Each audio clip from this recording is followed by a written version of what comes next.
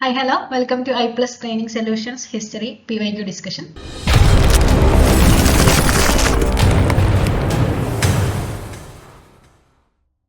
So, നമ്മൾ discuss ചെയ്യാൻ പോണത് ജൂൺ ക്യാൻസൽഡ് എക്സാമിന്റെ ഓഗസ്റ്റിൽ നടന്ന എക്സാമിന്റെ ഹിസ്റ്ററിയുടെ ക്വസ്റ്റ്യൻ പേപ്പറിൽ മെഡീവൽ ഇന്ത്യൻ ഹിസ്റ്ററി ബേസ് ചെയ്തിട്ടുള്ള 10ഓളം ക്വസ്റ്റ്യൻസ് ആണ് നമ്മൾ ഇന്ന് ഡിസ്കസ് ചെയ്യാൻ പോകുന്നത്. Let's begin. So the first question is Khudkasht peasants in Rajasthan were known as. So direct question ആണെന്ന് പറയാൻ പറ്റൂല എങ്കിലും നമുക്കറിയാം എന്താണ് ആ ഒരു മിഡീവൽ കാലഘട്ടത്തിലെ പെസൻസിനെ ഡിഫറെന്റ് ടൈപ്സ് ആയിട്ട് തരംതിരിച്ചത് ഖുദ്കഷ്തും പായിക്കഷ്തും മുസാരിയൻസ് ഒക്കെ നമ്മൾ പഠിച്ചിട്ടുണ്ട്. അതിൽ രാജസ്ഥാനിൽ ഈ ഖുദ്കഷ്ത് പെസൻസിനെ എന്താണ് വിളിച്ചിട്ടുള്ളത് എന്നാണ് ചോദ്യം. സോ ഓപ്ഷൻ എ മിറാസി, ഓപ്ഷൻ ബി തൽവാഹിക്ക്, ഓപ്ഷൻ സി ഗവേതി, ഓപ്ഷൻ ഡി ചൗധരി. Okay, I will give you 30 seconds. പെട്ടെന്ന് ഗസ് ചെയ്തോളൂ ഏതാണെന്നുള്ളത്.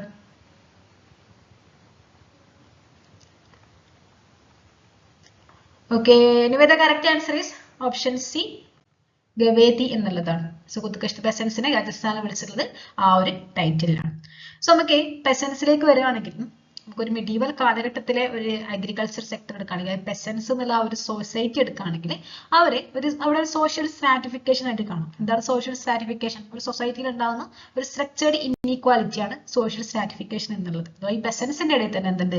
ഡിഫറെന്റ് ടൈപ്സ് അല്ലെങ്കിൽ ഡിഫറെന്റ് റാങ്കുകളിലുള്ള പെസൻസ് ഉണ്ട്. സോ അങ്ങനെ നാല് പ്രധാനപ്പെട്ട പെസന്റ് ഗ്രൂപ്പുകളാണ് മിഡീവൽ കാലഘട്ടത്തിൽ ഇന്ത്യയിൽ ഉണ്ടായിട്ടുള്ളത്. അതിലൊന്നാണ് ഖുദ്കഷ്ത് എന്നുള്ളത്. സോ ആ ഒരു ഹയർ പ്രിവിലേജിൽ നിൽക്കുന്ന എന്താണ് വളരെ വെൽത്തി ആയിട്ടുള്ള ആൾക്കാരാണ്. സൊസൈറ്റിയിലും അതുപോലെ തന്നെ ഈ അഡ്മിനിസ്ട്രേഷനിലൊക്കെ റോളുള്ള ആൾക്കാരാണ് ഖുദ്കഷ്ത് പെസൻസ് എന്നുള്ളത്. രണ്ടാമത്താണ് പായിക്കഷ്ത് അല്ലെങ്കിൽ പായിക്കഷ്ത് എന്ന് പറയുന്നത്. പാഹി എന്നും കാണാൻ കേട്ടോ, PAHI. സോ അവര് ബേസിക്കലി ഒരു മൈഗ്രേറ്ററി പെസൻസ് ആണ്. വേറെ നാട്ടിൽ നിന്ന് സ്വന്തം നാട്ടിൽ നിന്ന് വേറൊരു നാട്ടിലേക്ക് മൈഗ്രേറ്റ് ചെയ്ത് വന്ന് അവിടെ കൃഷി ചെയ്ത് ജീവിക്കുന്ന ടൈപ്സ് ഓഫ് പെസൻസ് ആണ് പാഹിക്കഷ്ത് എന്നുള്ളത്.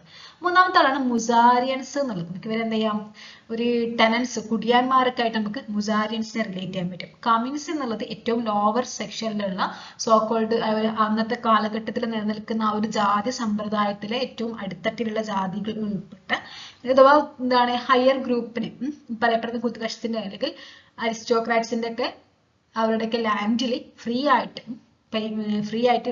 ലേബർ കൊടുക്കാൻ, ഫ്രീ ആയിട്ട് പണിയെടുത്ത് കൊടുക്കാനുള്ള അല്ലെങ്കിൽ വേതന ഇല്ലാതെ തൊഴിൽ കൊടുക്കുന്ന ഒരു ഗ്രൂപ്പ് ഓഫ് എന്താ പറയാ അണ്ടർ പ്രിവിലേജഡ് സെക്ഷൻ ആണ് കമീൻസ് എന്നുള്ളത്. ഇതാണ് മെഡീവൽ കാലഘട്ടത്തിലെ 4 പെസന്റ് ഗ്രൂപ്പുകൾ എന്നുള്ളത്. ഓക്കെ, സോ നമുക്ക് ഖുദ്കഷ്തിലേക്ക് നോക്കുകയാണെങ്കിൽ ആരാണ് ഖുദ്കഷ്ത് എന്ന് വെച്ചാൽ, ഒരാൾ ഖുദ്കഷ്ത് ആയാൽ അയാൾക്ക് എന്തുണ്ട്? അയാൾക്ക് ലാൻഡിന്റെ മേൽ ഹെറിഡിറ്ററി ഓണർഷിപ്പ് ഉണ്ട്. ഓക്കെ, സോ അവർക്ക് ലാൻഡിന്റെ മേൽ ഹെറിഡിറ്ററി ഓണർഷിപ്പ് ഉണ്ട്. അവരുടെ ലാൻഡ് അവരുടേതാണ്. അവർക്ക് അത് വേണമെങ്കിൽ വിൽക്കാം, വേണമെങ്കിൽ വേറെ കൊടുക്കാം, ഒക്കെ ചെയ്യാനുള്ള അധികാരം അവർക്കുണ്ട്. ഇനി ഇത് കൂടാതെ അവർക്ക് എന്തുണ്ട്? സ്വന്തമായിട്ടുള്ള പ്ലോയും ഉണ്ട്. ദേ പൊസസ് പേഴ്സണൽ പ്ലോസ്. അപ്പൊ ഈ പ്ലോ ആണ് ഖുദ്കഷ്ത് പെസൻസിന്റെ സ്റ്റാറ്റസ് നിർണ്ണയിക്കുന്ന ഘടകം എന്നുള്ളത്. നമ്പർ ഓഫ് പ്ലോസ് ആണ്. അവർക്ക് എത്രത്തോളം പ്ലോ ഉണ്ട് അത്രത്തോളം ഹയർ സ്റ്റാറ്റസിലായിരിക്കും അവർ ഉണ്ടാവുക എന്നുള്ളതാണ്. Okay, so number of ploughs owned by ഖുദ്കഷ്ത് is a measure of his status എന്നുള്ളതാണ്. ഇനി എന്തായിരുന്നു, നമ്മൾ ഓൾറെഡി പറഞ്ഞു ഖുദ്കഷ്ത് പെസൻസിന് ഹെറിഡിറ്ററി ഓണർഷിപ്പ് ഓഫ് ലാൻഡ് ഉണ്ട് എന്നുള്ളത്. ഇനി ഇൻ കേസ് അവർ എന്ത് ചെയ്യാം, ടാക്സ് അടക്കാത്തതിന്റെ പേരിലോ എന്തിന്റെങ്കിലൊക്കെ പേരിൽ അവരുടെ ലാൻഡ് പിടിച്ചെടുക്കപ്പെട്ടാൽ പോലും എന്ത് ചെയ്യും, അതൊരിക്കലും സ്റ്റേറ്റിൻ്റെതായിട്ട് മാറില്ല. എന്നാണ് അവർ ആ പേയ്മെന്റ് അടക്കുന്നത് അന്ന് എന്ത് ചെയ്യും, അത് ഖുദ്കഷ്തിന് തിരിച്ചെടുക്കാം എന്നുള്ളതുണ്ട്. അല്ലാത്ത കേസിൽ എന്ത് ചെയ്യും, നമ്മൾ കണ്ടിട്ടുണ്ട് ലാൻഡ് ലോഡ്സും അല്ലെങ്കിൽ സ്റ്റേറ്റിന്റെ ആൾക്കാരെ ഒന്ന് പിടിച്ചോടും, പിന്നെ അതൊരിക്കലും എന്ത് ചെയ്യുന്നില്ല, ഇവർക്ക് കിട്ടുന്നില്ല. പക്ഷെ ഇവർക്ക് എന്തുണ്ട്, ഈ ഒരു റൈറ്റും അവർക്കുണ്ട്. They had the right to get back his holding even after the lapse of 10 to 15 years provided he cleared revenue dues. ഇനി ഖുദ്കഷ്തിൽ തന്നെ റിച്ചർ സെക്ഷൻ ഉണ്ട്. ഇവർക്കിടയിൽ തന്നെ ഒരു റിച്ചർ സെക്ഷൻ ഉണ്ട്. ഈ റിച്ചർ സെക്ഷൻ എന്നുള്ളത് they were the most privileged category of peasants. അപ്പൊ medieval കാലഘട്ടത്തിൽ ഉണ്ടായിരുന്ന ഏറ്റവും പ്രിവിലേജുകൾ അനുഭവിച്ച ഗ്രൂപ്പ് എന്നുള്ളത് ഈ ഖുദ്കഷ്തിലെ റിച്ചർ സെക്ഷൻ ആണ്. അവർക്ക് എന്തിനൊക്കെ ഇളവ് കിട്ടിയിട്ടുണ്ട്? അവർക്ക് ടാക്സ് അടക്കേണ്ടതില്ല, അവർ ടാക്സ് കൺസെഷൻസ് അവർക്ക് ലഭിച്ചിട്ടുണ്ട്. അതുപോലെ തന്നെ അവർക്ക് ആ ഒരു സൊസൈറ്റിയിലെ റൂറൽ സൊസൈറ്റിയിലെ ഒരു ലീഡിംഗ് പൊസിഷൻ, കാര്യങ്ങളിലേക്ക് തീരുമാനം എടുക്കുന്ന ഒരു ടൈപ്പ് ഓഫ് ആൾക്കാരായിട്ടാണ് ഈ ഖുദ്കഷ്തിലെ ഒരു റിച്ചർ സെക്ഷൻ ഓഫ് പെസൻസ് ഉണ്ടായിട്ടുള്ളത്. ഓക്കെ, സോ അവർക്ക് എന്തൊക്കെ ഉണ്ട്? ദേ എൻജോയ്ഡ് ടാക്സ് കൺസെഷൻസ് ഇങ്ങനെയൊക്കെ സ്റ്റേറ്റ്മെന്റ് കണ്ടാൽ അത് കറക്റ്റ് ആണ്. അതുപോലെ തന്നെ they had A leading position in the rural society. ഇനി ഇവരെന്ത് ചെയ്യുന്നറിയോ, ഈ കുതുകശ്ശേരി റിച്ചർ സെക്ഷൻ ഇവരുടെ ടാക്സിന്റെ ബേർഡനും കൂടി ഇവര് പാവപ്പെട്ട അല്ലെങ്കിൽ സാധാരണക്കാരായിട്ടുള്ള പെസൻസിന്റെ അടുത്തേക്ക് മാറ്റും. ലൈക്ക് അവരുടെ നിന്ന് ഇത് കളക്ട് ചെയ്തിട്ട് ഇവരുടെ ടാക്സ് ഇവരിൽ നിന്ന് കളക്ട് ചെയ്ത് കൊടുക്കും. കാരണം ഇവർക്ക് എന്തുണ്ട്, ഇവർക്ക് സൊസൈറ്റിയിൽ ഭയങ്കര സ്ഥാനമുണ്ട്. അതുകൊണ്ട് തന്നെ സാധാരണക്കാരായിട്ടുള്ള പെസൻസ് ഇവരെന്തെങ്കിലുമൊക്കെ ഡിമാൻഡ് ചെയ്താൽ അതിനെ ഓപ്പോസ് ചെയ്യാനുള്ള പേടി കാരണം എന്ത് ചെയ്യും, ഓപ്പോസ് ചെയ്യാതിരിക്കും. സോ അതുകൊണ്ട് തന്നെ ഇവർക്ക് കാര്യങ്ങൾ എളുപ്പമാണ്. ഇവർക്ക് നല്ല രീതിയിൽ ലാൻഡ് ഹോൾഡിംഗ് ഉണ്ട്. ആ ലാൻഡ് ഹോൾഡിങ്ങിനൊക്കെ നല്ല റവന്യൂ ഉണ്ട്, ടാക്സിന് മേലെ കൺസെഷൻ ഉണ്ട്. ഇനി എന്തെങ്കിലുമൊക്കെ ടാക്സ് അടക്കണമെങ്കിൽ തന്നെ അത് ആരടച്ചോളും, അത് കോമൺ പെസൻസിനെ ഭീഷണിപ്പെടുത്തി അവരെ കൊണ്ട് അടപ്പിച്ചോളും. ഓക്കെ, സോ കുതുകശ്ത് peasants in Rajasthan is known as ഗവേദി എന്നുള്ളതും ഓർത്തിരിക്കുക. So that's about Kudukasht peasants. And next one is Pai Kasht അല്ലെങ്കിൽ പാഹി എന്ന് കാണാൻ കേട്ടോ, PAHI രണ്ടും സെയിം തന്നെയാണ്. ഇനി എന്താണ് പായി കഷ്ത് എന്ന് ചോദിച്ചാൽ അവരെന്ത് ചെയ്യും, അവരുടെ സ്വന്തം വില്ലേജിൽ നിന്ന് വേറൊരു വില്ലേജിലേക്ക് മൈഗ്രേറ്റ് ചെയ്ത് വന്ന് എന്തെങ്കിലുമൊക്കെ റീസൺ ആയിരിക്കാം, ഇന്റേണൽ റീസൺസോ എക്സ്റ്റേണൽ റീസൺസോ ഒക്കെ കാരണം മൈഗ്രേറ്റ് ചെയ്ത് വന്ന് പുതിയൊരു വില്ലേജിൽ കൃഷിക്കാരായിട്ട് ജീവിക്കുന്ന ആൾക്കാരെയാണ് നമ്മൾ പായി കഷ്ത് എന്ന് വിളിക്കുക. സോ കൂടുതലായിട്ടും ഇങ്ങനെ മൈഗ്രേറ്റ് ചെയ്ത് വരുന്ന ആൾക്കാർ എന്നുള്ളത് എന്താണ്, ഇപ്പൊ ഒരു കുതുകശ്ത് അദ്ദേഹത്തിന്റെ നാട്ടിൽ ഭയങ്കര റെലവൻസ് ഉള്ള ഒരാൾ ഇവിടേക്ക് മൈഗ്രേറ്റ് ചെയ്ത് പോകുമോ, ഇല്ല. സോ പായി കഷ്തുമായിട്ട് വരുന്ന കൂടുതൽ ആൾക്കാരും അവരുടെ കാസ്റ്റിലും അല്ലെങ്കിൽ സോഷ്യൽ സ്റ്റാറ്റസിലൊക്കെ ഇൻഫീരിയർ ആയിട്ടുള്ള ആൾക്കാരായിരിക്കും കൂടുതലായിട്ടും പായി കഷ്തിൽ ഉണ്ടാവുക. അങ്ങനെ ഒരു പായി കഷ്ത് അദ്ദേഹം ഒരു പുതിയൊരു വില്ലേജിൽ എത്തിയാൽ അദ്ദേഹത്തിന്റെ അവിടുത്തെ ലാൻഡ് റൈറ്റ്സും ആ ഭൂമിക്ക് മേലുള്ള അധികാരം നിർണ്ണയിക്കുന്ന കുറച്ച് ഘടകങ്ങൾ എന്നുള്ളത് ഒന്ന് അദ്ദേഹത്തിന്റെ കാസ്റ്റാണ്, മറ്റൊന്ന് അദ്ദേഹത്തിന്റെ എത്ര കാലം ആ പുതിയതായിട്ടുള്ള വന്ന വില്ലേജിൽ അയാൾ താമസിച്ചു എന്നുള്ള ഡ്യൂറേഷൻ ആണ്. മൂന്നാമത്തത് അയാളുടെ മേലുള്ള അഗ്രികൾച്ചറൽ ക്യാപിറ്റൽ ആണ്, ദ നമ്പർ ഓഫ് പ്ലോ, അതൊക്കെ എത്ര അയാൾക്ക് ഉണ്ട് എന്നുള്ളത്.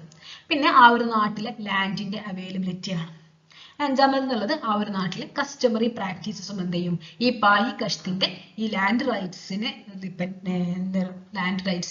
നിർണ്ണയിക്കുന്ന ഘടകങ്ങളായിട്ട് മാറും. ഏതൊക്കെയാണ്, ഒന്ന് കാസ്റ്റ് ആണ്, മറ്റൊന്ന് ഡ്യൂറേഷൻ ഓഫ് സ്റ്റേ, മൂന്നാമത്തത് അവരുടെ അഗ്രികൾച്ചറൽ ക്യാപിറ്റൽ പ്ലോയും കാര്യങ്ങളൊക്കെ, നാലാമത്തത് അവൈലബിലിറ്റി ഓഫ് ലാൻഡ്, അഞ്ചാമത്തത് അവർ നാടിന്റെ രീതി എന്നുള്ളതാണ്.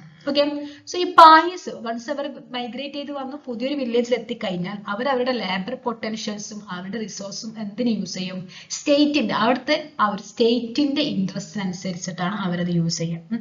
ഈ പായി കഷ്ത് കഴിഞ്ഞ രണ്ട് ടൈപ്സുകളുണ്ട്, റെസിഡന്റും നോൺ റെസിഡന്റും. ലൈക്ക് പെർമനന്റ് ആയിട്ട് ആ ഒരു പുതിയ വില്ലേജിൽ താമസിച്ചിട്ട് അവിടെ കൃഷി എടുക്കുന്ന ആൾക്കാർ, ചില ആൾക്കാർ രാവിലെ വന്നിട്ട് പിന്നെ എന്ത് ചെയ്യും, അവരുടെ സ്വന്തം വില്ലേജിലേക്ക് മടങ്ങി പോകുന്ന ആൾക്കാരും.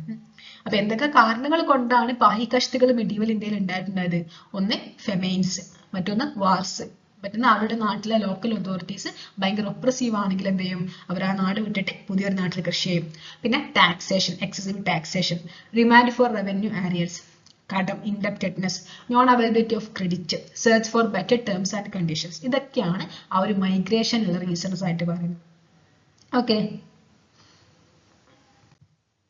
നെക്സ്റ്റ് ഗ്രൂപ്പ് ഓഫ് പെസൻസ് ആണ് മുസാരിയൻസ് എന്ന് പറയുന്നത്. നമ്മൾ കുതുകശ്ത് എന്താണെന്ന് പഠിച്ചു, പായി കഷ്ത് എന്താണെന്ന് പഠിച്ചു, ഇനി മുസാരിയൻസ് ആണ്.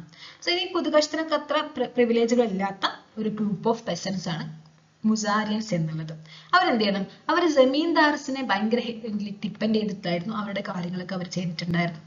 അപ്പൊ ഈ മുസാരിയൻസ് എന്നുള്ളത് നിങ്ങൾ കുടിയാന്മാരായിട്ട് തന്നെ വിചാരിച്ചാൽ മതി കേട്ടോ, വേറൊരു ലാൻഡിൽ വേറൊരാൾക്ക് വേണ്ടി കൃഷി ചെയ്ത് കൊടുക്കുന്ന ആൾക്കാരും. അപ്പൊ ഇവർ രണ്ട് ടൈപ്പിലുണ്ട്.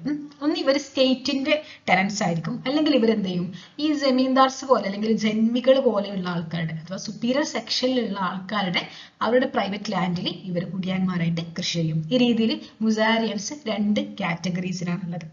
സോ ഒന്ന് സ്റ്റേറ്റ് ടെനൻസ് ആണ്, മറ്റൊന്ന് എന്താണ്, ടെനൻസ് of superior section. But state ടെനൻസ് എന്നുള്ളത് ഈ എന്താണ്, കുതുകശ്തുകളൊക്കെ അബാൻഡൻ ചെയ്ത് അവർക്ക് ഉപേക്ഷിച്ചിട്ട് കുറച്ച് ഭൂമിയൊക്കെ ഉണ്ടാവും. ഇങ്ങനെ പറയപ്പെടുന്ന ഈ സർപ്ലസ് ഭൂമിയിൽ അല്ലെങ്കിൽ കൃഷി ചെയ്യാതെ വെച്ച മിച്ച ഭൂമിയിലൊക്കെ കൃഷി ചെയ്തിട്ട് ഉള്ള ആൾക്കാരെ നമ്മൾ സ്റ്റേറ്റ് ടെനൻസ് എന്ന് വിളിക്കും. അപ്പൊ അവരുടെ ഷെയർ എന്തെങ്കിലും സ്റ്റേറ്റിന് കൊടുക്കും, അവർക്കൊരു കൂലിയൊക്കെ പോലെ സ്റ്റേറ്റ് ഫുഡ് ഗ്രേഡ്സ് ഒക്കെ കൊടുക്കും. മറ്റേത് എന്താണ്, അപ്പൊ അവർക്ക് എന്ത് ചെയ്യും, ഇവർ കൃഷി ചെയ്യുന്നതിനനുസരിച്ചിട്ട് സ്റ്റേറ്റിന്റെ റവന്യൂ ഒഫീഷ്യൽസ് അവർക്ക് പട്ട ഇഷ്യൂ ചെയ്ത് കൊടുക്കും. അങ്ങനെയൊക്കെയാണ് ടേംസും കണ്ടീഷൻസ് ഒക്കെ സ്പെസിഫിക് ആയിട്ട് മെൻഷൻ ചെയ്ത് കൊടുത്തിട്ടുള്ള പട്ട അവർക്ക് ഇഷ്യൂ ചെയ്ത് കൊടുക്കും. Okay, so second category of ടെനൻസ് എന്നുള്ളത് അത് നമ്മൾ പറഞ്ഞു സുപ്പീരിയർ സെക്ഷൻസിന്റെ ടെനൻസ് ആണ്, കുടിയാന്മാരാണ്. അതുപോലെ ജമീന്ദാർസിന്റെ, മുഖദ്ദംസിന്റെ, അല്ലെങ്കിൽ ഈ മിഡീവൽ കാലഘട്ടത്തിലെ റിലീജിയസ് ഗ്രാൻഡുകളുണ്ട്, ഇനം, മദാദി മാഷ് ഒക്കെ. ഈ ഇനം ലാൻഡിലും മദാദി മാഷ് ലാൻഡിലും ഒക്കെ എന്താ ഇതൊക്കെ റിലീജിയസ് ഗ്രാൻഡുകളാണ്, റിലീജിയസ് ഇൻസ്റ്റിറ്റ്യൂഷൻസിനോ പേഴ്സണാലിറ്റീസിനൊക്കെ കൊടുക്കുന്ന ഗിഫ്റ്റ്. സോ ഈ പറയപ്പെടുന്ന ഭൂമിയിലൊക്കെ കൃഷി ചെയ്യുന്ന ആൾക്കാരാണ് അവർ മുസാരിയൻസ് എന്നുള്ള കാറ്റഗറിയിലെ രണ്ടാമത്തെ സെക്ഷൻ എന്നുള്ളത്. ഓക്കെ, സോ ഇതാണ് മുസാരിയൻസ് എന്നുള്ളത്. നെക്സ്റ്റ് ആണ് കമീൻസ് എന്നുള്ളത്. നിങ്ങൾ ആരും മനസ്സിലാക്കി വെക്കുക, മിഡീവൽ കാലഘട്ടത്തിൽ ആ ഒരു പെസന്റ് സ്ട്രാറ്റിഫിക്കേഷന്റെ ആ ഒരു ഹൈറാർക്കിയിൽ ഏറ്റവും താഴെ നിൽക്കുന്ന ആൾക്കാരാണ് കമീൻസ് എന്നുള്ളത്. ഓക്കെ, സോ ആ ഒരു പെസന്റ് ഹൈറാർക്കിയിൽ ഏറ്റവും താഴെ നിൽക്കുന്ന ആൾക്കാരാണ് കമീൻസ് എന്നുള്ളത്. They were the lowest rank in the social hierarchy of the village. ആ ഒരു വില്ലേജിലെ സോഷ്യൽ ഹൈറാർക്കിയിൽ ഏറ്റവും അടിത്തട്ടിലാണ് കമീൻസ് ഉള്ളത്. അവരെ പഓണി അല്ലെങ്കിൽ ബെഗേറിയ എന്നും മെൻഷൻ ചെയ്യപ്പെട്ടതായിട്ട് കാണാൻ പറ്റും. സോ ബെഗർ എന്നുള്ളത് എന്താണ് നമുക്കറിയാം, ബെഗർ ഈസ് ഫോഴ്സ്ഡ് ലേബർ. അപ്പൊ ഇവിടെ എന്താണ് ബേസിക്കലി ഒരു ഫോഴ്സ്ഡ് ലേബർ ചെയ്യുന്ന ഗ്രൂപ്പ് ഓഫ് പെസൻസ് ആണ് കമീൻസ് എന്നുള്ളത്. ഓക്കെ, സോ ആ വില്ലേജ് കമ്മ്യൂണിറ്റിയുടെ ആവശ്യങ്ങളൊക്കെ നിറവേറ്റി കൊടുക്കുന്ന ഒരു ഗ്രൂപ്പ് ഓഫ് പെസൻസ്. സുപ്പീരിയർ സെക്ഷൻസിന് അവർ എന്ത് ചെയ്യേണ്ടി വരും, അവർ ഈ ഒരു ബെഗർ ചെയ്തു കൊടുക്കേണ്ടി വരും.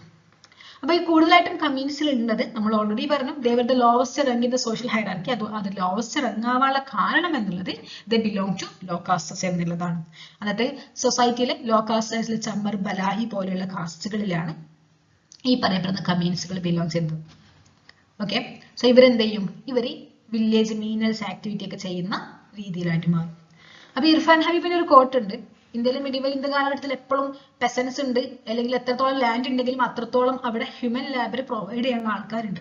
ഈ ഹ്യൂമൻ ലാബർ പ്രൊവൈഡ് ചെയ്യാനുള്ള ഒരു മീഡിയം ആയിട്ട് ആക്ട് ചെയ്തിട്ടുള്ളത് ഇന്ത്യയിലെ കാസ്റ്റ് സിസ്റ്റം ആണ്. കാരണം കാസ്റ്റ് സിസ്റ്റം എന്ത് ചെയ്യും, കാസ്റ്റ് സിസ്റ്റം കാലാകാലം ഈ പാവപ്പെട്ട അല്ലെങ്കിൽ ഈ ഒരു കാസ്റ്റ് ഹൈറാർക്കിയിലെ താഴെത്തട്ടിൽ നിൽക്കുന്ന ആൾക്കാരെ കൊണ്ട് ഈ ഒരു ലേബർ ചെയ്യിപ്പിക്കൊണ്ടേയിരിക്കും, ഫോഴ്സ് ലേബർ ചെയ്തുകൊണ്ടേയിരിക്കും. അപ്പൊ എന്ത് ചെയ്യും, സ്റ്റേറ്റിന് അതുവഴി ഒരുപാട് ലാഭം ഉണ്ടാക്കാം. സോ ഒരു fixed share of human labour provide ചെയ്യാൻ അന്നത്തെ കാസ്റ്റ് സിസ്റ്റം ഇന്ത്യയിൽ ഒരു കാരണമായിട്ടുണ്ട് എന്നുള്ളത് ഇർഫാൻ ഹബീബിന്റെ ഒരു കോട്ടാണ്, ആ ഒരു division of labour. Okay, so hereditary division of labour imposed by the caste system prohibited the low castes from acquiring the status of peasants, thereby creating a fixed reserved labor force for agricultural production.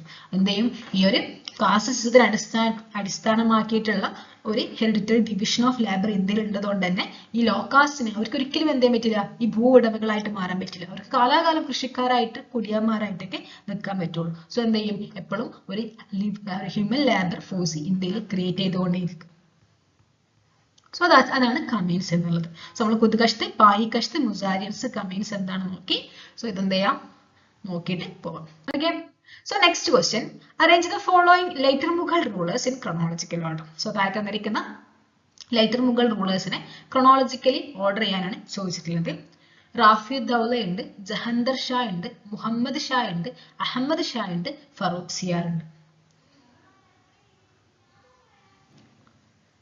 Okay, ഒന്ന് order ചെയ്തോക്കും. Option A BCDEA, option B DEACAB, option C BEACD, option D EABDC. തന്നിരിക്കുന്നതിൽ ആരാണ് ആദ്യം വരിക? ആദ്യം വരിക ഇയാളാണ് ആദ്യം വരിക അല്ലെ, ജഹന്തർ ഷായാണ് തന്നിരിക്കുന്നതിൽ നമുക്ക് ഫസ്റ്റ് വരുന്ന റൂളർ എന്നുള്ളത്. സോ ജഹന്തർ ഷാ കഴിഞ്ഞിട്ട് പിന്നെ തന്നിരിക്കുന്നതിലുള്ളത് ജഹന്തർ ഷാ ആദ്യം വരും, പിന്നെ ഫറൂഖ് സിയാർ, ഫറൂഖ് സിയാറിന് ശേഷം റാഫിദൗല, റാഫിദൗലക്ക് ശേഷം റാഫിദ് ദർജ ഓപ്ഷനിലില്ല, അതുകൊണ്ട് തന്നെ പിന്നെ വരുന്ന ആൾ എന്നുള്ളത് മുഹമ്മദ് ഷാ റംഗീലയാണ്. മുഹമ്മദ് ഷാ റംഗീലക്ക് ശേഷം Ahmad Shah. So the correct order will be BEACD എന്നുള്ളതാണ് ലേറ്റർ മുഗൾ റൂളേഴ്സിൽ ഈ തന്നിരിക്കുന്നതിൽ. ഓക്കെ, സോ ഓപ്ഷൻ സി ആണ് ഇവിടുത്തെ കറക്റ്റ് ആൻസർ. അപ്പൊ ലേറ്റർ മുഗൾ റൂളേഴ്സിലേക്ക് വരികയാണെങ്കിൽ ഔറംഗസേബിന്റെ മരണത്തിന് ശേഷമാണ് നമ്മൾ ലേറ്റർ മുഗൾ റൂളേഴ്സ്. ഔറംഗസേബ് വരെ ഗ്രേറ്റ് മുഗൾസ് ആയിരുന്നു. 1707 ഔറംഗസേബ് മരിക്കുന്നത്. അതുവരെ ഗ്രേറ്റ് മുഗൾസ് ആയിരുന്നു. പിന്നീടാണ് ലേറ്റർ മുഗൾസ് എന്ന് നമ്മൾ പറയാറുള്ളത്. സോ അങ്ങനെ ഔറംഗസേബിന്റെ മരണത്തിന് ശേഷം ഇന്ത്യയിൽ ഔറംഗസേബിന്റെ 3 മക്കൾ തമ്മിൽ അവരുടെ അധികാര തർക്കം ഉണ്ടായി. അപ്പൊ ഈ മുഗൾസിനെ ഒരു ഫിക്സഡ് ലോ ഓഫ് സസഷൻ ഇല്ലാത്തത് കൊണ്ട് തന്നെ പലപ്പോഴും സംഭവിക്കുന്ന ഒന്ന് എന്നുള്ളത് ഫാക്ടറിസൈഡ് ചെയ്യാന്നുള്ളതാണ്. അഥവാ ബ്രദേഴ്സ് തമ്മിൽ പരസ്പരം യുദ്ധം ചെയ്ത് കൊലപ്പെടുത്തിയിട്ട് ഏത് ബ്രദറാണോ ആ സർവൈവ് ചെയ്യുന്നത് അയാൾ എന്ത് ചെയ്യും, കിങ് ആയിട്ട് വരിക എന്നുള്ള ഒരു പ്രവണത നമുക്ക് കാണാൻ സാധിക്കും. സോ അതന്നെയാണ് ഇവിടെയും സംഭവിച്ചിട്ടുള്ളത്. ഇവിടെ എന്ത് ചെയ്തു, ഈ 3 ഔറംഗസേബിന്റെ മക്കള് അഥവാ ബഹദൂർ ഷാ, മുഅzzം എന്ന് പറയുന്ന ബഹദൂർ ഷാ, പിന്നെ ഖാംബക്ഷ് എന്ന് പറയുന്ന മകൻ അസം, ഇവർ 3 പേരും തമ്മിൽ എന്ത് ചെയ്തു, അധികാരത്തിനുള്ള തർക്കം തുടങ്ങി. അങ്ങനെ ഔറംഗസേബിന്റെ ഇമ്മീഡിയറ്റ് സക്സസർ ആയിട്ട് വരുന്നത് അസം ഷായാണ്. ഈ അസം ഷായാണ് ബീബി കാ മക്ബറയൊക്കെ കൺസ്ട്രക്ട് ചെയ്യുന്നത്. നമ്മുടെ ഔറംഗാബാദിലെ അവര് താജ്മഹൽ പോലെയുള്ള ബിൽഡിംഗ് ബീബി കാ മക്ബറയൊക്കെ കൺസ്ട്രക്ട് ചെയ്യുന്നത്, അതിനുവേണ്ടി കമ്മീഷൻ ചെയ്തതൊക്കെ അസമാണ്.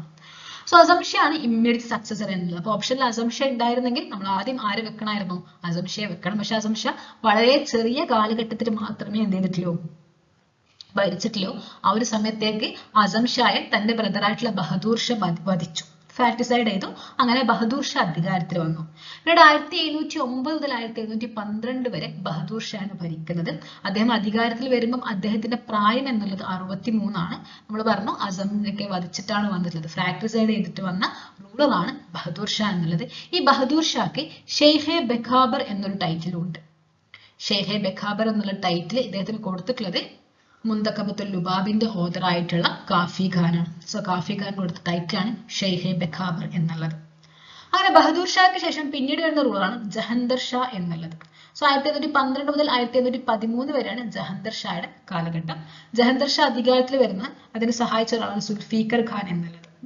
അപ്പൊ ജഹന്തർ ഷാ തുടങ്ങി വെച്ച് ജഹന്തർ ഷാ നടപ്പിലാക്കിയിട്ടുണ്ടായിരുന്ന പെസൻസിനെ അങ്ങേയറ്റം എക്സ്പ്ലോയിറ്റ് ചെയ്യുന്ന ഒരു കൾട്ടിവേറ്ററി സിസ്റ്റമാണ് ഇജാര അല്ലെങ്കിൽ ഇസാര സിസ്റ്റം എന്നുള്ളത്.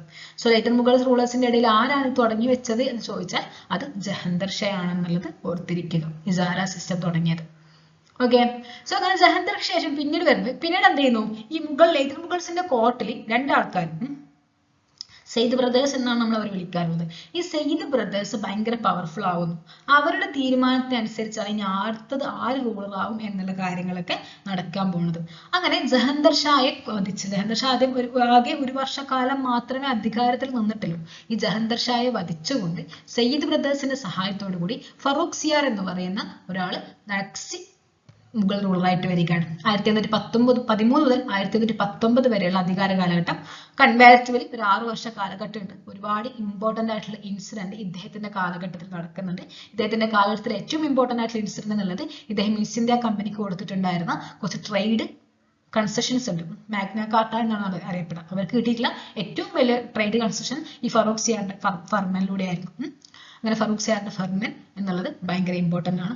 അതുകൂടാതെ ഫറൂഖ് സിയാറിന് ചെയ്ത ബാക്കി കാര്യങ്ങൾ എന്തൊക്കെയാണെന്ന് നോക്കിയാൽ, ഒന്ന്, he abolished jizya and pilgrimage tax. അങ്ങനെ ആദ്യം അക്ബർ അബോളിഷ് ചെയ്തു, പിന്നെ ഔറംഗസേബ് തുടങ്ങി വെച്ച ആ ഒരു ജിസിയയും പിൽഗ്രിമേജ് ടാക്സും അത് ലേറ്റർ മുഗൾ റൂളേഴ്സിന്റെ ഇടയിൽ ആരാണ് അബോളിഷ് ചെയ്യുന്നത് ചോദിച്ചാൽ അത് ഫറൂഖ് സിയാറാണ് അബോളിഷ് ചെയ്യുന്നത്. ഓക്കെ. 1716 കിൽഡ് ബന്ദാ ബഹദൂർ എന്നുള്ള സിഖിന്റെ നേതാവിനെ ഫറൂഖ് സിയാർ വധിക്കുന്നുണ്ട്. അതും ഓർത്തിരിക്കുക.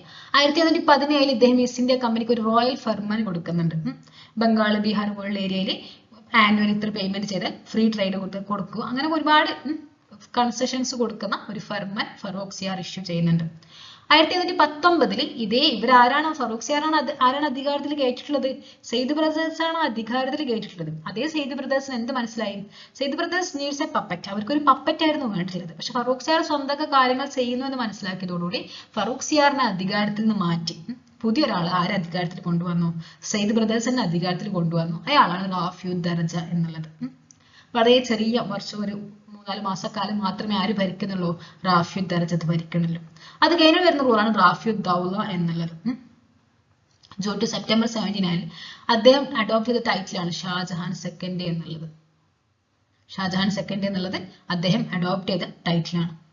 Okay. So Farrukh Siyar abolished jizya and pilgrimage tax. 1716 he killed Banda Bahadur. 1717 Farrukh സിയാറിന്റെ റോയൽ ഫർമന്. 1719 എന്താണ്, പേഷ്വാ ബാലാജി വിശ്വനാഥിന്റെ സഹായത്തോടു കൂടി ഫറൂഖ് സിയാറിനെ അധികാരത്തിൽ നിന്ന് ആര് മാറ്റുന്നു, സെയ്ദ് ബ്രദേഴ്സ് മാറ്റുന്നു. അതേ സെയ്ദ് ബ്രദേഴ്സ് റാഫിയുദ് ദർജത്തിനെ കൊണ്ടുവരുന്നു. കുറച്ചു നേരം റാഫിയുദ് ദർജത്തിനെയും മാറ്റി റാഫിയുദ് ദൗലയെ കൊണ്ടുവരുന്നു. അപ്പൊ ഇതോടുകൂടി സെയ്ദ് ബ്രദേഴ്സിന്റെ കാലം കഴിയാൻ പോവാണ് കേട്ടോ.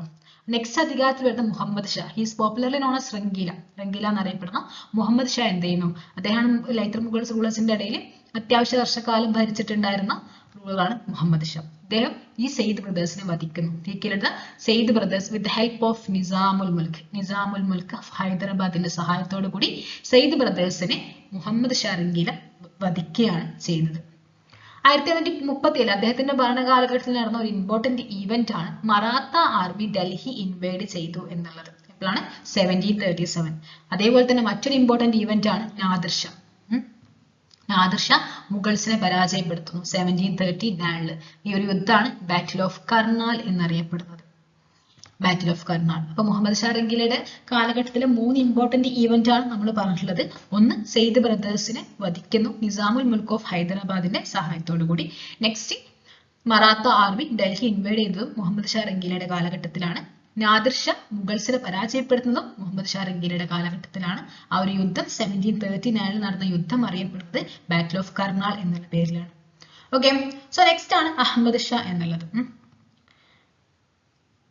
അദ്ദേഹം ഒരു ഇൻകോമ്പീറ്റന്റ് റൂളറാണ്. അത്രത്തോളം എന്തെല്ലാം ക്യാപ്പബിൾ അല്ലാത്ത റൂളർ ആയിരുന്നു. അദ്ദേഹത്തിന്റെ ഈ ഭരണകാര്യം മുഴുവൻ ഏൽപ്പിച്ചിരുന്നത് ഉധംബായിയാണ്. അപ്പൊ അദ്ദേഹത്തിന് എന്തില്ല, ഈ ഭരണകാര്യത്തിന്റെ വലിയ റോൾ ഉണ്ടായിരുന്നില്ല. നെക്സ്റ്റ് ആണ് ആലംഗീർ സെക്കൻഡ് എന്നുള്ളത്. ഈ ആലംഗീർ സെക്കൻഡ് ജഹന്തർ ഷായുടെ അവർ ലൈറ്റർ മുഗൾ റൂളേഴ്സ് തുടങ്ങുകയാണെങ്കിൽ അസം ഷായിൽ നിന്ന് തുടങ്ങുകയാണെങ്കിൽ മൂന്നാമത് വരുന്ന ആളാണ് ജഹന്തർ ഷാ അല്ലെ. മൂന്നാമത്തെ ആളെ ജഹന്തർ ഷായുടെ ഗ്രാൻഡ് സൺ ആണ് ആലംഗീർ സെക്കൻഡ് എന്നുള്ളത്. ആലംഗീർ സെക്കൻഡിന്റെ കാലഘട്ടത്തിൽ നടന്ന ഇമ്പോർട്ടന്റ് ഇവന്റ് ആണ് ഒന്ന്, 1757 അഹമ്മദ് ഷാ അബ്ദാലി ഇന്ത്യയിലേക്ക് വരുന്നത്. ഈ അഹമ്മദ് ഷാ അബ്ദാലിയാണ് പിന്നീട് നമ്മുടെ മറാത്താസിനെ പരാജയപ്പെടുത്തിയിട്ട് ഇന്ത്യ കംപ്ലീറ്റ്ലി ആർക്ക് വിട്ടുകൊടുക്കുന്നത്, ഇന്ത്യ കംപ്ലീറ്റ്ലി ബ്രിട്ടീഷുകാരുടെ കയ്യിലാവാനുള്ള കാരണം എന്നുള്ളത് അഹമ്മദ് ഷാ അബ്ദാലിയാണ്. 1757 അദ്ദേഹം ആലംഗീർ സെക്കൻഡിന്റെ കാലഘട്ടത്തിലാണ് വരുന്നത്. 1757 നടന്ന മറ്റൊരു ഇമ്പോർട്ടന്റ് ഇവന്റ് ആണ് ബാറ്റിൽ ഓഫ് പ്ലാസി എന്നുള്ളത്. നെക്സ്റ്റ് ഷാജഹാൻ തേർഡ്, അദ്ദേഹത്തിന്റെ കാലഘട്ടം 1758 to 59 ആണ്. പിന്നെ ഷാ ആലം സെക്കൻഡ് ഇയാളെ നിങ്ങൾ കണ്ടിട്ടുണ്ടാവും. എവിടെ? നമ്മുടെ ഈ ബാറ്റിൽ ഓഫ് ബക്സറിന്റെ സമയത്ത് ട്രീറ്റി ഓഫ് അഹമ്മദാബാദിലേക്ക് നമ്മൾ ഈ ഷാ ആലം സെക്കൻഡിന് പറയാറുണ്ട്. Shah Alam second was a part of battle of Buxar. അപ്പോൾ 1761 തേർഡ് ബാറ്റിൽ ഓഫ് പാനിപ്പട്ട് നടക്കുന്നു. ഇദ്ദേഹത്തിന്റെ കാലഘട്ടത്തിൽ നടന്ന മറ്റൊരു ഇവന്റ് ആണ് 1764 ബാറ്റിൽ ഓഫ് ബക്സർ യുദ്ധം. ഓക്കെ, സോ പിന്നെ വരുന്ന റൂളാണ് അക്ബർ സെക്കൻഡ് എന്നുള്ളത്. സോ ലേറ്റർ മുഗൾ റൂളേഴ്സിൽ നെക്സ്റ്റ് വരുന്നതാണ് അക്ബർ സെക്കൻഡ് ആണ്. 1806 മുതൽ 1837 വരെയാണ് അക്ബർ സെക്കൻഡിന്റെ കാലഘട്ടം എന്നുള്ളത്. അദ്ദേഹമാണ് റാം മോഹൻ റോയ്ക്ക് രാജ എന്നൊരു ടൈറ്റിൽ കൊടുക്കുന്നത് അക്ബർ സെക്കൻഡ് ആണ്. He gave the title Raja to Ram Mohan Roy. 1835 Akbar സെക്കൻഡിന്റെ കാലഘട്ടത്തിലാണ് എന്ത് അവസാനിക്കുന്നത്, മുഗൾസ് എംപറേഴ്സിന്റെ പേര് ഇഷ്യൂ ചെയ്തുകൊണ്ടുള്ള കോയിൻസ്, മുഗൾ എംപറേഴ്സിന്റെ പേര് ഉൾപ്പെട്ടിട്ടുള്ള കോയിൻസ് എന്തെങ്കിലും നിരോധിക്കുന്നത്, അതിന്റെ ഒരു പ്രൊഡക്ഷൻ നിരോധിക്കുന്നത് അക്ബർ സെക്കൻഡിന്റെ കാലഘട്ടത്തിലാണ്, അഥവാ 1835 നെക്സ്റ്റ് ആണ് ബഹദൂർ ഷാ സെക്കൻഡ് എന്നുള്ളത്. He was A last Mughal emperor. 1857 റിവോൾട്ടിൽ ഇന്ത്യക്കാർ ലീഡറായിട്ട് കൺസിഡർ ചെയ്തിട്ടുള്ളതാണ്. വൺസ് റിവോൾട്ട് സപ്രസ് ചെയ്തപ്പം അദ്ദേഹത്തിന് എന്ത് ചെയ്തു, റങ്കൂണിലേക്ക് നാട് കടത്തി അവിടെ വെച്ച് അദ്ദേഹം മരണപ്പെടുകയാണ് ചെയ്തിട്ടുള്ളത്. അതോടുകൂടി എന്തെയും മാറിയും complete 1858 government of India act വഴി കംപ്ലീറ്റ്ലി ഇന്ത്യ എന്നുള്ളത് ഇവിടെ നമ്മുടെ ഇന്ത്യൻ ടെറിട്ടറീസ് ഒക്കെ ബ്രിട്ടീഷ് ക്രൗൺ നേരത്തെ ഏറ്റെടുത്തു. ഈസ്റ്റ് ഇന്ത്യ കമ്പനിയുടെ റെലവൻസ് ഒക്കെ പോയി. അങ്ങനെ ഒരുപാട് ഇൻസിഡൻസ് നടന്നിട്ടുണ്ടായിരുന്ന ഒരു വർഷമാണ് 1858 എന്നുള്ളത്.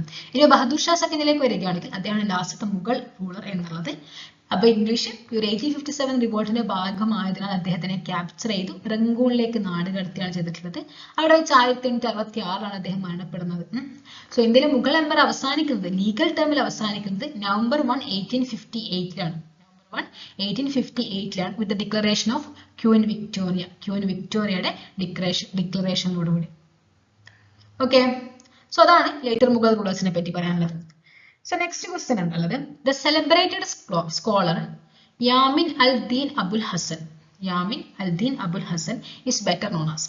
സോ ഇത് എന്നുള്ളത് ആരുടെ ഒറിജിനൽ നെയിം ആണ്, അയാളുടെ പോപ്പുലർ നെയിം ഇവിടെയുണ്ട്, അതാരാണെന്നുള്ളതാണ് നമ്മൾ ഐഡന്റിഫൈ ചെയ്യേണ്ടത്. Okay, so Siraji, Hasan Nizami, Isami, Amir Khusrau Dehlavi. ആരുടെ ഒറിജിനൽ നെയിം ആണ് യാമിൻ അൽ ദീൻ അബുൽ ഹസൻ എന്നുള്ളത്.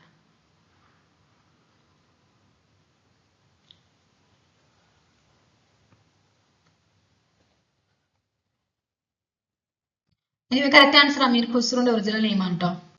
സോ അമീർ ഖുസ്രുവിലേക്ക് വരികയാണെങ്കിൽ the celebrated scholar Yamin al Din Abul Hasan is better known as Amir Khusrau. അദ്ദേഹം ഇന്ത്യയിൽ ഉണ്ടായിരുന്ന പ്രോമിനന്റ് സൂഫി മ്യൂസീഷ്യൻ ആണ്, പോയിറ്റ് ആണ്.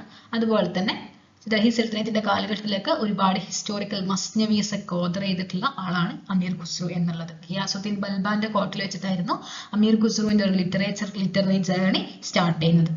അപ്പൊ അദ്ദേഹം തുതി ഹിന്ദ് അഥവാ പാരറ്റ് ഓഫ് ഇന്ത്യ എന്നൊരു ടൈറ്റിലും ആർക്കുണ്ട്? അമീർ ഖുസ്രുവിനുണ്ട്. He also known as Tuti Hind അല്ലെങ്കിൽ പാരറ്റ് ഓഫ് ഇന്ത്യ എന്നുള്ളതും അമീർ ഖുസ്രുവിന്റെ ടൈറ്റിലാണ്. അദ്ദേഹത്തിന്റെ മേജർ വർക്ക്സിലേക്ക് വരികയാണെങ്കിൽ ഒന്ന് ഖസൈനുൽ ഫുത്തൂഹ് ആണ്. അമീർ ഖുസ്രുവിന്റെ മേജർ വർക്ക്സിൽ ഒന്ന് ഖസൈനുൽ ഫുത്തൂഹ് ആണ്. ഇതിൽ പറയപ്പെടുന്നത് അലാവുദ്ദീൻ ഖൽജിയുടെ മിലിറ്ററി അച്ചീവ്മെന്റ്സ് ആണ് ഖസൈനുൽ ഫുത്തൂഹിൽ പറയപ്പെടുന്നത്. പിന്നെ അതുപോലെ കൂടാതെ ഖസൈനുൽ ഫുത്തൂഹ് കൂടാതെ അമീർ ഖുസ്രുവിന്റെ ഏറ്റവും പോപ്പുലർ ആയിട്ടുള്ള 5 ഹിസ്റ്റോറിക്കൽ മസ്നവീസ് ഉണ്ട്. മസ്നവീസ് മീൻസ് പോയിന്റ്സ്, അതിൽ ഹിസ്റ്റോറിക്കൽ ഈവൻസ് വേഴ്സ് ഫോമിൽ ഡിസ്ക്രൈബ് ചെയ്തിട്ടുണ്ടാവും. അതാണ് മസ്നവീസ് എന്ന് പറയുന്നത്. ഈ 5 മസ്നവീസിൽ ഒന്നാമത്തത് ഖിറാനുസ് സാദിനാണ്. അപ്പൊ ഇത് ഈ ഓർഡറിൽ തന്നെ പഠിക്കുക, കാരണം ക്രോണോളജിക്കലി അറേഞ്ച് ചെയ്യാനൊക്കെ വരും അമീർ ഖുസ്രുവിന്റെ വർക്ക്. സോ അതിൽ കഥാപാത്രങ്ങൾ ആരാണെന്ന് അറിഞ്ഞാൽ നമുക്ക് എന്ത് ചെയ്യാൻ പറ്റും? ക്രോണോളജിക്കലി അറേഞ്ച് ചെയ്യാൻ പറ്റും. സോ ഒന്നാമത്തെ മസ്നവി ഖിറാനുസ് സാദിനാണ്. ഇതിൽ ഇത് ഡിസ്കസ് ചെയ്യപ്പെടുന്ന തീം എന്നുള്ളത് സുൽത്താൻ കൈക്കുബാദിന്റെയും ബുഖ്ര ഖാൻ തമ്മിലുള്ള മീറ്റിംഗ് ആണ് ഈ ഖിറാനുസ് സാദിയിൽ ഡിസ്കസ് ചെയ്യപ്പെടുന്നത്. അപ്പൊ സ്ലേവ് ഡൈനാസ്റ്റിയിലെ റൂളേഴ്സ് ആണ്. നെക്സ്റ്റ് ആണ് മിഫ്താഹുൽ ഫുത്തൂഹ് എന്നുള്ളത്. ജലാലുദ്ദീൻ ഖൽജിയുടെ വിജയങ്ങളാണ് മിഫ്താഹുൽ ഫുത്തൂഹിൽ പറയുന്നത്. പിന്നെ ആഷിക അല്ലെങ്കിൽ ദേവൽ റാണി കിസിർഖാൻ, അതൊരു ബേസിക്കലി അവരുടെ രണ്ടുപേരുടെയും ലവ് സ്റ്റോറിയാണ്. ദേവൽ റാണിയുടെയും കിസിർഖാന്റെയും ലവ് സ്റ്റോറിയാണ് അതിൽ പറയുന്നത്. നൂഹ് സിഫൂർ എന്നുള്ള വർക്ക് ഉണ്ട്. അത് ഇന്ത്യയെ പ്രൈസ് ചെയ്തുകൊണ്ട് അമീർ ഖുസ്രു എഴുതിയ വർക്കാണ് നൂഹ് സിഫൂർ എന്നുള്ളത്. അതിൽ പറയപ്പെടുന്നത് മുബാറക് ഷാ ഖൽജിയുടെ അധികാര കാലഘട്ടമാണ്. ഈ ഒരു വർക്കിൽ പറയപ്പെടുന്നത് മുബാറക് ഷാ ഖൽജിയുടെ അധികാര കാലഘട്ടമാണ്. നെക്സ്റ്റ് ആണ് തുഗ്ലക് നാമയാണ് ഖുസ്രുവിന്റെ ലാസ്റ്റ് ക്രിയേഷൻ എന്നുള്ളത്. അപ്പൊ നിസാമുദ്ദീൻ ഔലിയയുടെ ഡിസൈപ്പിളും കൂടി ആയിരുന്നു. അതുകൊണ്ട് തന്നെ അദ്ദേഹം അതിന്റെ വർക്കാണ് അഫ്സലുൽ ഫവായിദ് എന്നൊരു വർക്ക് നിസാമുൽ ഔലിയക്ക് ഡെഡിക്കേറ്റ് ചെയ്തുകൊണ്ട് അമീർ ഖുസ്രു എഴുതിയിട്ടുണ്ട്. ഓക്കെ, സോ ഇത്രത്തോളം ഓർത്തിരിക്കാം. Next question, which of the following statements are correct? Beginning of historiography in Persian was prompted by the rise of Arab-speaking intelligentsia in the eastern land of Islamic world. എന്താണ് ചോദിച്ചിട്ടുള്ളത്? Beginning of historiography in Persian was prompted by the rise of Arab-speaking. അങ്ങനെ ഒരു വരുമോ? നമ്മളൊന്ന് ആലോചിച്ച് നോക്കാം. Histories compiled by Abu Said Gardezi and Abul Fazl Baihaqi in Persian were models for Indo-Persian historians of Delhi Sultanate. അത് അബു സയ്യിദ് ഗർദേസിയുടെയും അബുൽ ഫസൽ ബൈഹാക്കിയുടെ ഒക്കെ history വർക്കുകൾ എന്നുള്ളത് നമ്മുടെ ഇന്തോ പേർഷ്യൻ ഹിസ്റ്റോറിയൻസിന്റെ ഒരു പേർഷ്യൻ മോഡലായിരുന്നു എന്നുള്ളതാണ് പറയപ്പെടുന്നത്. ഇൻ ഇന്ത്യ ഈ ഒരു ട്രഡീഷൻ ഇന്തോ പേർഷ്യൻ മോഡലിന്റെ ഒരു പേർഷ്യൻ വേർഷൻ ഇന്ത്യയിൽ കൊണ്ടുവന്നത് ഫഖിറെ മുദബ്ബിർ ആണ് അല്ലെങ്കിൽ മുഹമ്മദ് ബിൻ മൻസൂർ ആണ് എന്നാണ് നെക്സ്റ്റ് സ്റ്റേറ്റ്മെന്റ് പറയുന്നത്. അങ്ങനെ മുഹമ്മദ് ബിൻ മൻസൂറിന്റെ 2 വർക്കുകൾ അല്ലെങ്കിൽ ഫഖിറെ മുദബ്ബറിന്റെ 2 വർക്കുകളായിട്ടാണ് ഷജ്റായി അൻസബും ചാച്ചിനാമയും പറയപ്പെടുന്നത്. ചാച്ചിനാമയുടെ ഓദർ ഫഖിറെ മുദബ്ബിർ ആണോ അല്ലെങ്കിൽ ചാച്ചിനാമയുടെ ഓദർ നമുക്ക് അറിയോ? ഒറിജിനൽ ഓദറിന് അറിയോ? ഇല്ല. അപ്പം ആ ഒരു സ്റ്റേറ്റ്മെന്റും കറക്റ്റ് ആണോ റോങ് ആണോ എന്നുള്ളതൊക്കെ നിങ്ങളൊന്ന് നോക്കുക. നെക്സ്റ്റ് ജവാമിൽ ഹിക്കായത്ത് വലിവാമിൽ റിവായത്ത് എന്ന് പറയുന്ന സൈദുദ്ദീൻ മുഹമ്മദ് ഔഫിയുടെ ഒരു വർക്ക് ഉണ്ട്. ഇതെന്താണ് പറയപ്പെടുന്നത്? It belongs to the category of episodic history. So ഇതാണ് സ്റ്റേറ്റ്മെന്റ്സ്. ഇതിൽ ഏതൊക്കെയാണ് കറക്റ്റ് ഏതൊക്കെയാണ് റോങ് നോക്കുകയാണെങ്കിൽ ഇത് സ്റ്റേറ്റ്മെന്റ് റോങ് ആണ്. കാരണം എന്താണ്? ഒരിക്കലും പേർഷ്യൻ ഹിസ്റ്റോറിയോഗ്രഫി തുടങ്ങുന്നത് അറബ് സ്പീക്കിംഗ് ഇന്റലിജൻഷ്യ ആയിരിക്കില്ല. അത് പേർഷ്യൻ സ്പീക്കിംഗ് ഇന്റലിജൻഷ്യ തന്നെയായിരിക്കും. എസ്പെഷ്യലി അറബ്സും പേർഷ്യൻസും തമ്മിൽ ഭയങ്കരമായിട്ടുള്ള ഒരു കൾച്ചറൽ കോൺഫ്ലിക്ട്സുകൾ ഉണ്ടാവാറുണ്ട്. പിന്നെ ഇത് കറക്റ്റ് ആണ്. Histories compiled by Abu Sayyid Gardezi and Abul Fazl Baihaqi in Persian were models for Indo Persian historians of Delhi sultanate എന്നുള്ള സ്റ്റേറ്റ്മെന്റ് കറക്റ്റ് ആണ്. ഇനി ഇന്ത്യയിൽ ഈ ട്രഡീഷൻ കൊണ്ടുവന്ന മുഹമ്മദ് ബിൻ മൻസൂർ ആണ്. ഷജ്റായി അൻസബക്ക് അദ്ദേഹത്തിന്റെ ഏർലിയർ വർക്കാണ്. ചാച്ചനാമയുടെ ഓദർ ഒറിജിനൽ ഓദർ നമുക്ക് അറിയില്ല. നമുക്ക് ആകെ അവൈലബിൾ ആയിട്ടുള്ളത് 12th സെഞ്ചുറിയിൽ originally Chachnama was written in Arabic language. അതിന്റെ പേർഷ്യൻ വേർഷൻ അലി കൂഫി എഴുതിയിട്ടുള്ള ഒരു വേർഷൻ നമുക്ക് അറിയുള്ളത്. ഓക്കെ, പിന്നെ ജവാമിൽ ഹിക്കായത്ത് വലിമാമിൽ റിവായത്ത് ഇതിനെപ്പറ്റി മുന്നേയും എന്ത് ചെയ്തിട്ടുണ്ട്? എന്റെ ചോദിച്ചിട്ടുണ്ട്. സോ ഇത് എന്നുള്ളത് അത് ഔഫിയുടെ വർക്കാണ്. ഒരു എപ്പിസോഡിക് ഹിസ്റ്ററി എന്നുള്ള കാറ്റഗറിയിൽ നമുക്ക് എൻസൈക്ലോപീഡിക് റേഞ്ച് എന്നുള്ള കാറ്റഗറിയിലൊക്കെ നമുക്ക് പെടുത്താൻ പറ്റുന്ന ഒരു വർക്കാണ്. ഇത് രണ്ടുമാണ് എയും ഡിയും ആണ് റോങ് ആയിട്ടുള്ള സ്റ്റേറ്റ്മെന്റ്സ്. ഓക്കെ, സോ എയും ഡിയും ഇല്ലാത്ത സ്റ്റേറ്റ്മെന്റ് എന്ന് പറയുമ്പോൾ അതേതാണ്? ഇതിൽ എയും ഡിയും ഉണ്ട്, ഇതിൽ ഡി ഉണ്ട്, ഇതിൽ എയും ഡിയും ഉണ്ട്. അപ്പൊ അതില്ലാത്തത് ഇതാണ്. ഓപ്ഷൻ എ ആണ് correct answer. Okay, option A ആണ് കറക്റ്റ് ആൻസർ. സോ മെഡീവൽ ഹിസ്റ്റോറിയോഗ്രഫിയിലേക്ക് വരികയാണെങ്കിൽ with advance of Arabs and Turks, ഇപ്പൊ ഇന്ത്യയിലെ അറബ്സിന്റെയും തുർക്സിന്റെയും വരവോടുകൂടി ഇതിവിടെയാണ് എന്ത് ചെയ്തിട്ടുള്ളത്, ഹിസ്റ്ററി റൈറ്റിംഗ് ഒരു പ്രോപ്പർ സെൻസിൽ ആരംഭിക്കുന്നത്. അപ്പൊ രണ്ട് ട്രെൻഡുകളാണ് ഉണ്ടായിട്ടുള്ളത്. ഒന്ന് അറബിക് സ്റ്റൈലാണ്, മറ്റൊന്ന് ടർക്കിഷ് സ്റ്റൈലാണ്. എന്താണ് അറബിക് സ്റ്റൈലിന്റെ ഒരു പ്രത്യേകത എന്നുള്ളത്? അറബിക് സ്റ്റൈലിൽ ആ ഒരു ഡീറ്റെയിൽഡ് ഇൻഫർമേഷൻ നമുക്ക് കാണാൻ സാധിക്കും. പക്ഷെ ടർക്കിഷ് സ്റ്റൈലിലേക്ക് വരുമ്പോൾ അത് വെറും ഒരു കോർട്ടിന്റെ ഹിസ്റ്ററി പോലെയാണ്. കോർട്ടിനെ കിങ്ങിനെ പറ്റി മാത്രമേ ടർക്കിഷ് സ്റ്റൈൽ ഓഫ് ഹിസ്റ്റോറിയോഗ്രഫിയിൽ ഉണ്ടാവുള്ളൂ. പക്ഷെ അറബിക് സ്റ്റൈലിൽ കംപ്ലീറ്റ് അവന്റെ ചുറ്റുപാടുകൾ, സറൗണ്ടിങ്സ്, പീപ്പിൾസിനെ പറ്റിയിട്ടൊക്കെ എന്ത് ചെയ്യും, മെൻഷനിങ് ചെയ്യും. അതാണ് രണ്ടും തമ്മിലുള്ള ബേസിക് ഡിഫറൻസ് എന്നുള്ളത്. സോ അറബിക് സ്റ്റൈലിനെ പറ്റി പറയുകയാണെങ്കിൽ, in pre Islamic era Arab had a custom of writing genealogies known as കസീദാസ്.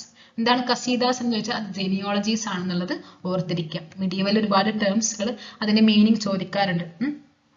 So professor KN എക്സാമിയുടെ ഒരു കോട്ടാണത്. പ്രീ ഇസ്ലാമിക് കാലഘട്ടം തന്നെ അറബികൾക്ക് എന്തൊരു ട്രഡീഷൻ ഉണ്ടായിരുന്നു, അവരിങ്ങനെ ജെനിയോളജീസ് എഴുതി വെക്കുന്ന ഒരു ട്രഡീഷൻ ഉണ്ടായിരുന്നു. കസീദാസ് എന്നാണ് അവർ വിളിച്ചിട്ടുള്ളത്, അവരുടെ ഗോഡ്സിനെയൊക്കെ പുകഴ്ത്തിക്കൊണ്ട്. അപ്പൊ ഇസ്ലാമിക് എറ വന്നപ്പോൾ എന്ത് മാറി, ഈ ഗോഡ്സും ഗോഡസൊക്കെ മാറി.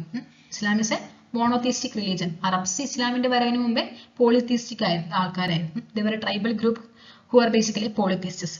ഓക്കെ, സോ ഇപ്പൊ മോണോതീസ്റ്റുകളായതുകൊണ്ട് തന്നെ ഇവരെന്തിനെ പറ്റി എഴുതി തുടങ്ങി, ജനങ്ങളെ പറ്റി എഴുതി തുടങ്ങി, ജനങ്ങളുടെ ഏജിനെ പറ്റി, ജിയോഗ്രഫി, സറൗണ്ടിങ്സിനെ പറ്റിയിട്ടൊക്കെ എഴുതി തുടങ്ങി. അങ്ങനെ അറബിക് സ്റ്റൈൽ ഓഫ് ഹിസ്റ്റോറിയോഗ്രാഫിക്ക് ഒരു എക്സാമ്പിൾ ആണ് ചാച്ചനാമ എന്നുള്ളത്. 712 CE മുഹമ്മദ് ബിൻ കാസിമിന്റെ അറ്റാക്കിനെ പറ്റി പറയുന്ന ഈ ചാച്ചനാമ എന്നുള്ളത് അറബിക് സ്റ്റൈൽ ഓഫ് ഹിസ്റ്റോറിയോഗ്രാഫിയുടെ ഒരു എക്സാമ്പിൾ ആണ്. ഇതിൽ സിന്ധിന്റെ ഡീറ്റെയിൽഡ് ഹിസ്റ്ററികളാണ്. ശരിക്കും കാസിമും ദാഹിറും തമ്മിലുള്ള യുദ്ധം പറഞ്ഞാൽ മതിയായിരുന്നു, പക്ഷെ ജിയോഗ്രഫി ഒക്കെ കംപ്ലീറ്റ് പറഞ്ഞിട്ടുണ്ട്. ദാഹിറിന്റെ പാത്രമായിട്ടുള്ള ചാച്ച എങ്ങനെയായിരുന്നു ഭരിച്ചത് എന്ന് പറഞ്ഞിട്ടുണ്ട്, അഡ്മിനിസ്ട്രേഷൻ പറഞ്ഞിട്ടുണ്ട്, ഒക്കെ പറഞ്ഞിട്ടായിരുന്നു. അപ്പൊ സോ അതെന്താണ്, അറബിക് സ്റ്റൈൽ ഓഫ് ഹിസ്റ്റോറിയോഗ്രഫിയുടെ എക്സാമ്പിൾ ആണ്. ഇനി ടർക്കിഷ് സ്റ്റൈലിലേക്ക് വരികയാണെങ്കിൽ അവിടെ എന്ത് മാത്രമേ ഉള്ളൂ, കോർട്ടിന്റെയും കിങ്സിന്റെയും കഥകൾ മാത്രമേ ടർക്കിഷ് സ്റ്റൈൽ ഓഫ് ഹിസ്റ്റോറിയോഗ്രഫിയിൽ ഉള്ളൂ. ഇനി ഈ ഒരു കാലഘട്ടത്തിലെ മിഡീവൽ കാലഘട്ടത്തിലെ എസ്പെഷ്യലി സൽത്തനൈറ്റ് കാലഘട്ടത്തിലെ ഹിസ്റ്റോറിക്കൽ വർക്കുകളെ നമുക്ക് ഡിഫറെന്റ് ടൈറ്റിൽസിൽ തിരിക്കാൻ പറ്റും. അതിലൊന്നാണ് സിറ എന്നുള്ളത്. സിറ എന്താണ്, ബയോഗ്രഫീസ് ആണ് സിറാസ്. മറ്റൊന്നാണ് അൻസബ് അഥവാ ജീനിയോളജീസ് എന്നുള്ളത്. പിന്നെയാണ് തബാക്കത്സ് അഥവാ ഹിസ്റ്ററി എന്നുള്ളത്. പിന്നെ താരിഖ് ക്രോണോളജിക്കലി പറയുന്ന ഹിസ്റ്ററി. നെക്സ്റ്റ് ആണ് മൽഫൂസത്ത് എന്നുള്ളത്. എന്താണ് മൽഫൂസത്ത്, സൂഫി സന്യാസികളുടെ ടീച്ചിങ്സ് ആണ് മൽഫൂസത്ത് എന്ന് പറയപ്പെടുന്നത്. പിന്നെയാണ് മക്തൂബത്സ്, ലെറ്റേഴ്സ്. ഇതും എന്തായി മാറും, ഒരു ഹിസ്റ്റോറിക്കൽ സോഴ്സ് ആയിട്ട് മാറാറുണ്ട്. ഓക്കെ, സോ അതിന് ഒരു എക്സാമ്പിൾ ആണ് ഐനുൽ മുൽക്ക് മുൽത്താനിയുടെ ഇൻഷാഇ മെഹ്റു എന്നുള്ളത്. പിന്നെ മഗാസി മീൻസ് മിലിറ്ററി എക്സ്പെഡീഷൻസിന്റെ നെറേറ്റീവ്സ് ആണ് നമ്മൾ മഗാസി എന്ന് വിളിക്കാറുള്ളത്. സോ ഇതൊക്കെയാണ് എന്ത്, ആ ഒരു മിഡീവൽ കാലഘട്ടത്തിലെ ഹിസ്റ്റോറിക്കൽ വർക്ക്സ് നമുക്ക് ഡിഫറെന്റ് കാറ്റഗറി ആക്കി പെടാൻ പറ്റും. ഒന്ന് സിറ എന്ന് പറയുന്ന ബയോഗ്രഫി, അൻസബ് എന്ന് പറയുന്ന ജിനിയോളജി, തബാക്കത്ത് എന്നുള്ള ഹിസ്റ്ററി, താരിഖ് എന്നുള്ള ക്രോണോളജിക്കലി ഫോളോയിങ് ഹിസ്റ്ററി, മൽഫൂസത്ത് എന്നുള്ളത് teachings of Sufi saint, maktubs എന്നത് ലെറ്റർ, മഗാസി എന്നത് narratives of military expeditions. Okay, so medieval ഹിസ്റ്റോറിയോഗ്രഫിയിലേക്ക് വരികയാണെങ്കിൽ നമുക്ക് വർക്കുകൾ ഓരോന്ന് പെട്ടെന്ന് പറഞ്ഞു പോവാം. താരിഖ് യാമീൻ എന്നുള്ളത് അൽ-ഉത്തുബിയുടെ വർക്കാണ്. ഷജറായി അൻസബി എന്നുള്ളത് ഫക്രെ മുദബ്ബിറിന്റെ വർക്കാണ്. ഓക്കെ, ഇതാണ് നമ്മളോട് ചോദിച്ചിട്ടുള്ളത്, ഷജറായി അൻസബി. ഇത് കൂടാതെ ഫക്രെ മുദബ്ബിറിന്റെ മറ്റൊരു വർക്കാണ് അദാബുൽ ഹർബ് വശുജാത്ത് എന്നുള്ളത്. അപ്പൊ ഈ രണ്ട് വർക്കുകളാണ് ഫക്രെ മുദബ്ബിർ അല്ലെങ്കിൽ മുഹമ്മദ് ബിൻ മൻസൂറിന്റെ വർക്ക് എന്നുള്ളത്. ഷജറായി അൻസബും അദാബുൽ ഹർബ് വശുജാത്തും. താജുൽ മാസിർ ഹസൻ നിസാമിയുടെ വർക്കാണ്. തബാക്കത്തി നാസിരി മിൻഹാജ് സിറാജിന്റെ വർക്കാണ്. ഫുത്തുഹു സലാത്തിൻ ഖ്വാജ അബ്ദുള്ള മാലിക് സാമിയുടെ വർക്കാണ്. താരിഖെ ഫിറോസ് ഷാഹി സിയാഉദ്ദീൻ ബരണയുടെ വർക്കാണ്. ഫത്വായി ജഹന്ദരി സിയാഉദ്ദീൻ ബരണി. ഫുത്തുഹത്തി ഫിറോസ് ഷാഹി ഫിറോസ് ഷാ തുഗ്ലക്. ഷംസ് സിറാജ് അഫീഫിന്റെ വർക്കാണ് താരിഖെ ഫിറോസ് ഷാഹി. താരിഖെ ഫിറോസ് ഷാഹി എന്നുള്ള ടൈറ്റിൽ രണ്ടു പേരുടെ വർക്കുണ്ട്, സിയാഉദ്ദീൻ ബരാനി ഉണ്ട്, ഷംസ് സിറാജ് അഫീഫും ഉണ്ട്. യഹിയ ബിൻ അഹമ്മദ് സിർഹന്ദിയുടെ വർക്കാണ് താരിഖെ മുബാറക് ഷാഹി. അബ്ദുൾ റസാഖിന്റെ വർക്കാണ് മത്തല ഉസ്സാദിൻ. തൂത്സിയുടെ വർക്കാണ് സിയാസത്ത് നാമയുടെ തീം എന്നുള്ളത് അഡ്മിനിസ്ട്രേഷൻ ആൻഡ് പോളിറ്റി ആണ്. ചില സമയത്ത് എക്സാക്ട് എന്താണ് ഇതിന്റെ തീം എന്ന് ചോദിച്ചിട്ട് വർക്കുകൾ തരാൻ. സോ തൂത്സിയുടെ Siyasat Nama deals with the matter of administration and polity. Ibn ബത്തൂത്തയുടെ വർക്കാണ് റിഹില എന്നുള്ളത്. ഷിഹാബുദ്ദീൻ അൽ ഉമറിയുടെ വർക്കാണ് മസാലിക് അൽ അബ്സാർ വമാലിക് അൽ അൻസാർ എന്നുള്ളത്. അലി മുഹമ്മദ് ഖാന്റെ വർക്കാണ് മിറാത്തി അഹമ്മദി എന്നുള്ളത്. അത് ഗുജറാത്ത് സൽത്തനൈറ്റിന്റെ ഹിസ്റ്ററി ആണ് പറയുന്നത്. റാഫിയുദ്ദീൻ അഹമ്മദ് ഷിറാജിയുടെ വർക്കാണ് തസ്കിറത്തുൽ മുലൂഖ് എന്നുള്ളത്. അലി തബത്തബയുടെ വർക്കാണ് ബുർഹാൻ മാസിർ എന്നുള്ളത്. പിന്നെ അബ്ദുൽ ഹുസൈൻ തൂണിയുടെ വർക്കാണ് മാസിറി മുഹമ്മദ് ഷാഹി എന്നുള്ളത്. സുൽത്താൻ മഹ്മൂദ് ഷാ ഓഫ് ബഖാരയാണ് അതിൽ പറയുന്നത്. ഇനി മുഗൾ ഹിസ്റ്റോറിയോഗ്രഫിയിലേക്ക് വരികയാണെങ്കിൽ തുസൂക്കി ബാബർ എന്നുള്ള ബാബറിന്റെ ബയോഗ്രഫി ഉണ്ട്, ഓട്ടോബയോഗ്രഫി. സോ മുഗൾ റൂളേഴ്സിന്റെ ഇടയിൽ എത്ര ആൾക്കാരാണ് ഓട്ടോബയോഗ്രഫി എഴുതിയത് എന്നൊരു ചോദ്യമുണ്ട്. 2 ആൾക്കാരാണ്, ബാബറും ജഹാംഗീറും, തുസൂക്കി ബാബൂരിയും തുസൂക്കി ജഹാംഗീരിയും. ഓക്കെ. സോ കാന്തിമാരുടെ വർക്കാണ് കാനൂണി ഹുമയൂണി. ഗുൽബദൻ ബീഗത്തിന്റെ വർക്കാണ് ഹുമയൂൺ നാമ. തസ്കിയത്തി ഹുമയൂൺ വ അക്ബർ, ബയാസിദ് ബിയാത്തിന്റെ വർക്കാണ് തസ്കിയത്തി ഹുമയൂൺ വ അക്ബർ എന്നുള്ളത്. പിന്നെ ജൗഹർ അഫ്താബ്ജി അദ്ദേഹത്തിന്റെ വർക്കാണ് തസ്കിറത്തുൽ വാക്കിയ എന്നുള്ളത്. പിന്നെ അക്ബർ കമ്മീഷൻ ചെയ്തിട്ട് ഒരു 7 അംഗ കമ്മിറ്റി അപ്പോയിന്റ് ചെയ്തിട്ട് ഒരു വർക്ക് ചെയ്യുന്നുണ്ട്, അതാണ് താരിഖെ അൽഫി എന്നുള്ളത്. ഇസ്ലാമിന്റെ ഒരു 1000 വർഷത്തെ ചരിത്രം എന്നുള്ളതാണ് ഇത് ഉദ്ദേശിക്കുന്നത്. ഓക്കെ. സോ ദൈനെ അക്ബരി അതുപോലെ തന്നെ അക്ബർ നാമ, ഇത് രണ്ടും എന്താണ്? അബുൽ ഫസലിന്റെ വർക്ക്. തബാക്കത്തി അക്ബരി നിസാമുദ്ദീൻ അഹമ്മദിന്റെ വർക്കാണ്. അബ്ദുൽ ഖാദർ ബദീവിന്റെ വർക്കാണ് മുന്തഖബത്തു ത്വാരിഖ് എന്നുള്ളത്. തുസൂക്കി ജഹാംഗീർ ജഹാംഗീറിന്റെ ഓട്ടോബയോഗ്രഫിയാണ്. മുത്തമ്മിദ് ഖാന്റെ വർക്കാണ് ഇക്ബാൽ നാമ ജഹാംഗീർ. ഈ മുത്തമ്മദ് ഖാനാണ് ജഹാംഗീറിന്റെ തുസൂക്കി ജഹാംഗീറുടെ ലാസ്റ്റ് പോർഷൻ ഒക്കെ എഴുതുന്നത്. ഓക്കെ. ജഹാംഗീറിന് വയ്യാണ്ടാവും, ജഹാംഗീർ ഡിക്റ്റേറ്റ് ചെയ്ത് കൊടുക്കും. മുത്തമ്മിദ് ഖാനായിരുന്നു ആ തുസൂക്കി ജഹാംഗീറിയുടെ ലാസ്റ്റ് പോർഷൻ എഴുതിയിട്ടുള്ളത്. നെക്സ്റ്റ് താരിഖെ ഖാനി ജഹാനി നിഅമത്ത് അല്ലാഹ് ഹറാവിയുടെ വർക്കാണ്. മാസിറി ജഹാംഗീരി ഖ്വാജ കങ്കർ ഹുസൈനിയുടെ വർക്കാണ് മാസിറി ജഹാംഗീരി എന്നുള്ളത്. ബദ്ഷാ നാമ അബ്ദുൽ ഹമീദ് ലാഹോറിയുടെ വർക്കാണ് ബദ്ഷാ നാമ എന്നുള്ളത്. അമൽ എ സല അല്ലെങ്കിൽ ഷാജഹാൻ നാമ എന്നുള്ളത് മുഹമ്മദ് സലേ ഖംബയുടെ വർക്കാണ്. ഷാജഹാൻ നാമ എന്നുള്ള വർക്ക് ഇനായത്ത് ഖാന്റെയും കാണാം. പിന്നെ ആലംഗീർ നാമ എന്നുള്ളത് മുഹമ്മദ് അമീൻ ഖസ്വീനിയുടെ വർക്കാണ് ആലംഗീർ നാമ എന്നുള്ളത്. സാക്കി മുസ്തൈദ് ഖാന്റെ വർക്കാണ് മാസറി ആലംഗീരി എന്നുള്ളത്. ഓക്കെ. സോ ഔറംഗസേബ് ആദ്യം അദ്ദേഹത്തിന്റെ ഹിസ്റ്ററി എഴുതാൻ വേണ്ടിയിട്ട് അപ്പോയിന്റ് ചെയ്ത ആളായിരുന്നു മുഹമ്മദ് അമീൻ ഖസ്വിനി. പക്ഷെ ഔറംഗസേബ് എന്ത് ചെയ്തിട്ടില്ല, അദ്ദേഹത്തിന്റെ വേ ഓഫ് റൈറ്റിംഗ് ഔറംഗസേബിന് ഇഷ്ടമായിട്ടുണ്ടായിരുന്നില്ല. അതുകൊണ്ട് ഔറംഗസേബിന്റെ ആദ്യത്തെ ഒരു 10 വർഷത്തെ ചരിത്രമാണ് ഈ ഒരു ആലംഗീർ നാമയിലുള്ളത്. പിന്നെയാണ് സാക്കി മുസ്തൈദ് ഖാൻ വന്നിട്ട് മാസറി ആലംഗീരി എഴുതുന്നത്. ഓക്കെ.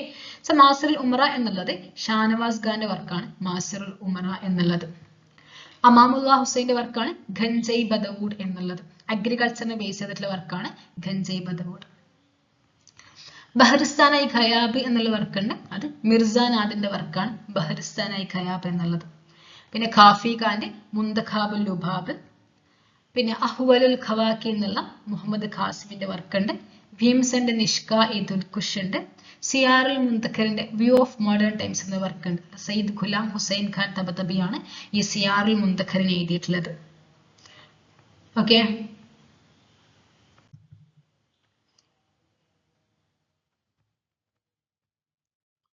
നെക്സ്റ്റ് ക്വസ്റ്റ്യൻ, 5ാമത്തെ question. Which of the following painters adorned the court of Jahangir? താഴെ പറയപ്പെടുന്ന ഏതൊക്കെ പെയിന്റേഴ്സ് ആയിരുന്നു ജഹാംഗീറിന്റെ കോർട്ടിൽ ഉണ്ടായിരുന്നത് എന്നുള്ളതാണ് ചോദ്യം. ബിഷൻ ദാസ്, മുഹമ്മദ് സുൽത്താൻ, ആഖാ റിസ, മുഹമ്മദ് മുറാദ്, സയ്യിദ് ബെഗ്.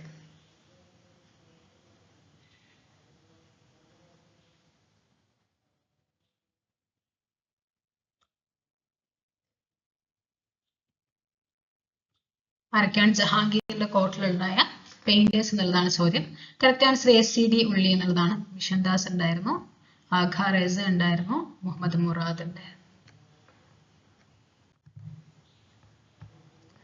ഇപ്പം പറയുകയാണെങ്കിൽ പെയിന്റേഴ്സ് ഇൻ ജഹാംഗീർസ് കോർട്ട് നോക്കുകയാണെങ്കിൽ ഉസ്താദ് മൻസൂർ, അബുൽ ഹസൻ, ഇവരാണ് ഏറ്റവും ഫേമസ് ആയിട്ടുള്ള 2 പെയിന്റേഴ്സ് ഒക്കെ. ഉസ്താദ് മൻസൂറും അബുൽ ഹസനും. അതിൽ അബുൽ ഹസന് ഉസ്താദ് മൻസൂറിനൊക്കെ ജഹാംഗീർ സ്പെഷ്യൽ ടൈറ്റിൽസ് ഒക്കെ കൊടുത്ത് ആദരിക്കുന്നുണ്ട്. പിന്നെയുള്ള ബിഷൻ ദാസ്, ഫറൂഖ് ബെഗ്, മുറാദ്, മാധവ്, ഗോവർദ്ധൻ, ഇനായത്ത്, മനോഹർ, മുഹമ്മദ് നാദിർ. അപ്പൊ ഇവരൊക്കെ എവിടെ ഉണ്ടായിരുന്ന പെയിന്റേഴ്സ് ആയിരുന്നു?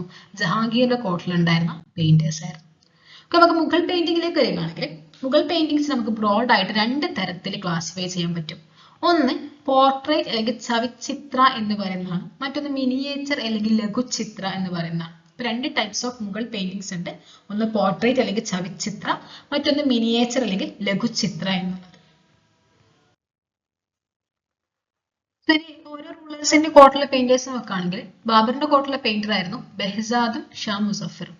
ഓക്കെ. സോ നമ്മുടെ ബാബർനാമ അതിൽ മെൻഷൻ ചെയ്യുന്ന 2 പെയിന്റേഴ്സ് ആണ് ബെഹ്സാദും ഷാ മുസഫർ എന്നുള്ളത്. ഇനി ഹുമയൂണിന്റെ കോർട്ടിലെ പെയിന്റേഴ്സ് ആണ് മിർ സയ്യിദ് അലി തർബീസി. അദ്ദേഹത്തിന് ഹുമയൂൺ നാദിറുൽ അസ്സറി എന്ന ടൈറ്റിൽ കൊടുത്തിട്ടുണ്ട്. പിന്നെ അതുപോലെ തന്നെ ഖ്വാജ അബ്ദുൽ സമദ്. 2 പേരും ഹുമയൂൺ പേർഷ്യൻ നിർമ്മം കൊണ്ടുവന്ന 2 പെയിന്റേഴ്സ് ആണ് മിർ സയ്യിദ് അലിയും അതുപോലെ തന്നെ ഖ്വാജ അബ്ദുൽ സമദും. അതുപോലെ ഹുമയൂൺ ഫൗണ്ട് ചെയ്യുന്ന ഒരു പെയിന്റിംഗ് സ്റ്റുഡിയോ ആണ് നിഖർ ഖാന എന്നുള്ളത്. അപ്പോൾ ഏത് മുഗൾ റൂളറാണ് ഒരു പെയിന്റിംഗ് സ്റ്റുഡിയോ തുടങ്ങിയിട്ടുള്ളത് ചോദിക്കുകയാണെങ്കിൽ ഒട്ടുമിക്ക ആൾക്കാർ ജഹാംഗീർ ആണ് പറഞ്ഞു. കറക്റ്റ് ആൻസർ എന്നുള്ളത് ഹുമയൂൺ ആണ്. നിഖർ ഖാന എന്ന് പറയുന്ന പെയിന്റിംഗ് സ്റ്റുഡിയോ ഹുമയൂൺ ആണ് സ്റ്റാർട്ട് ചെയ്യുന്നത്.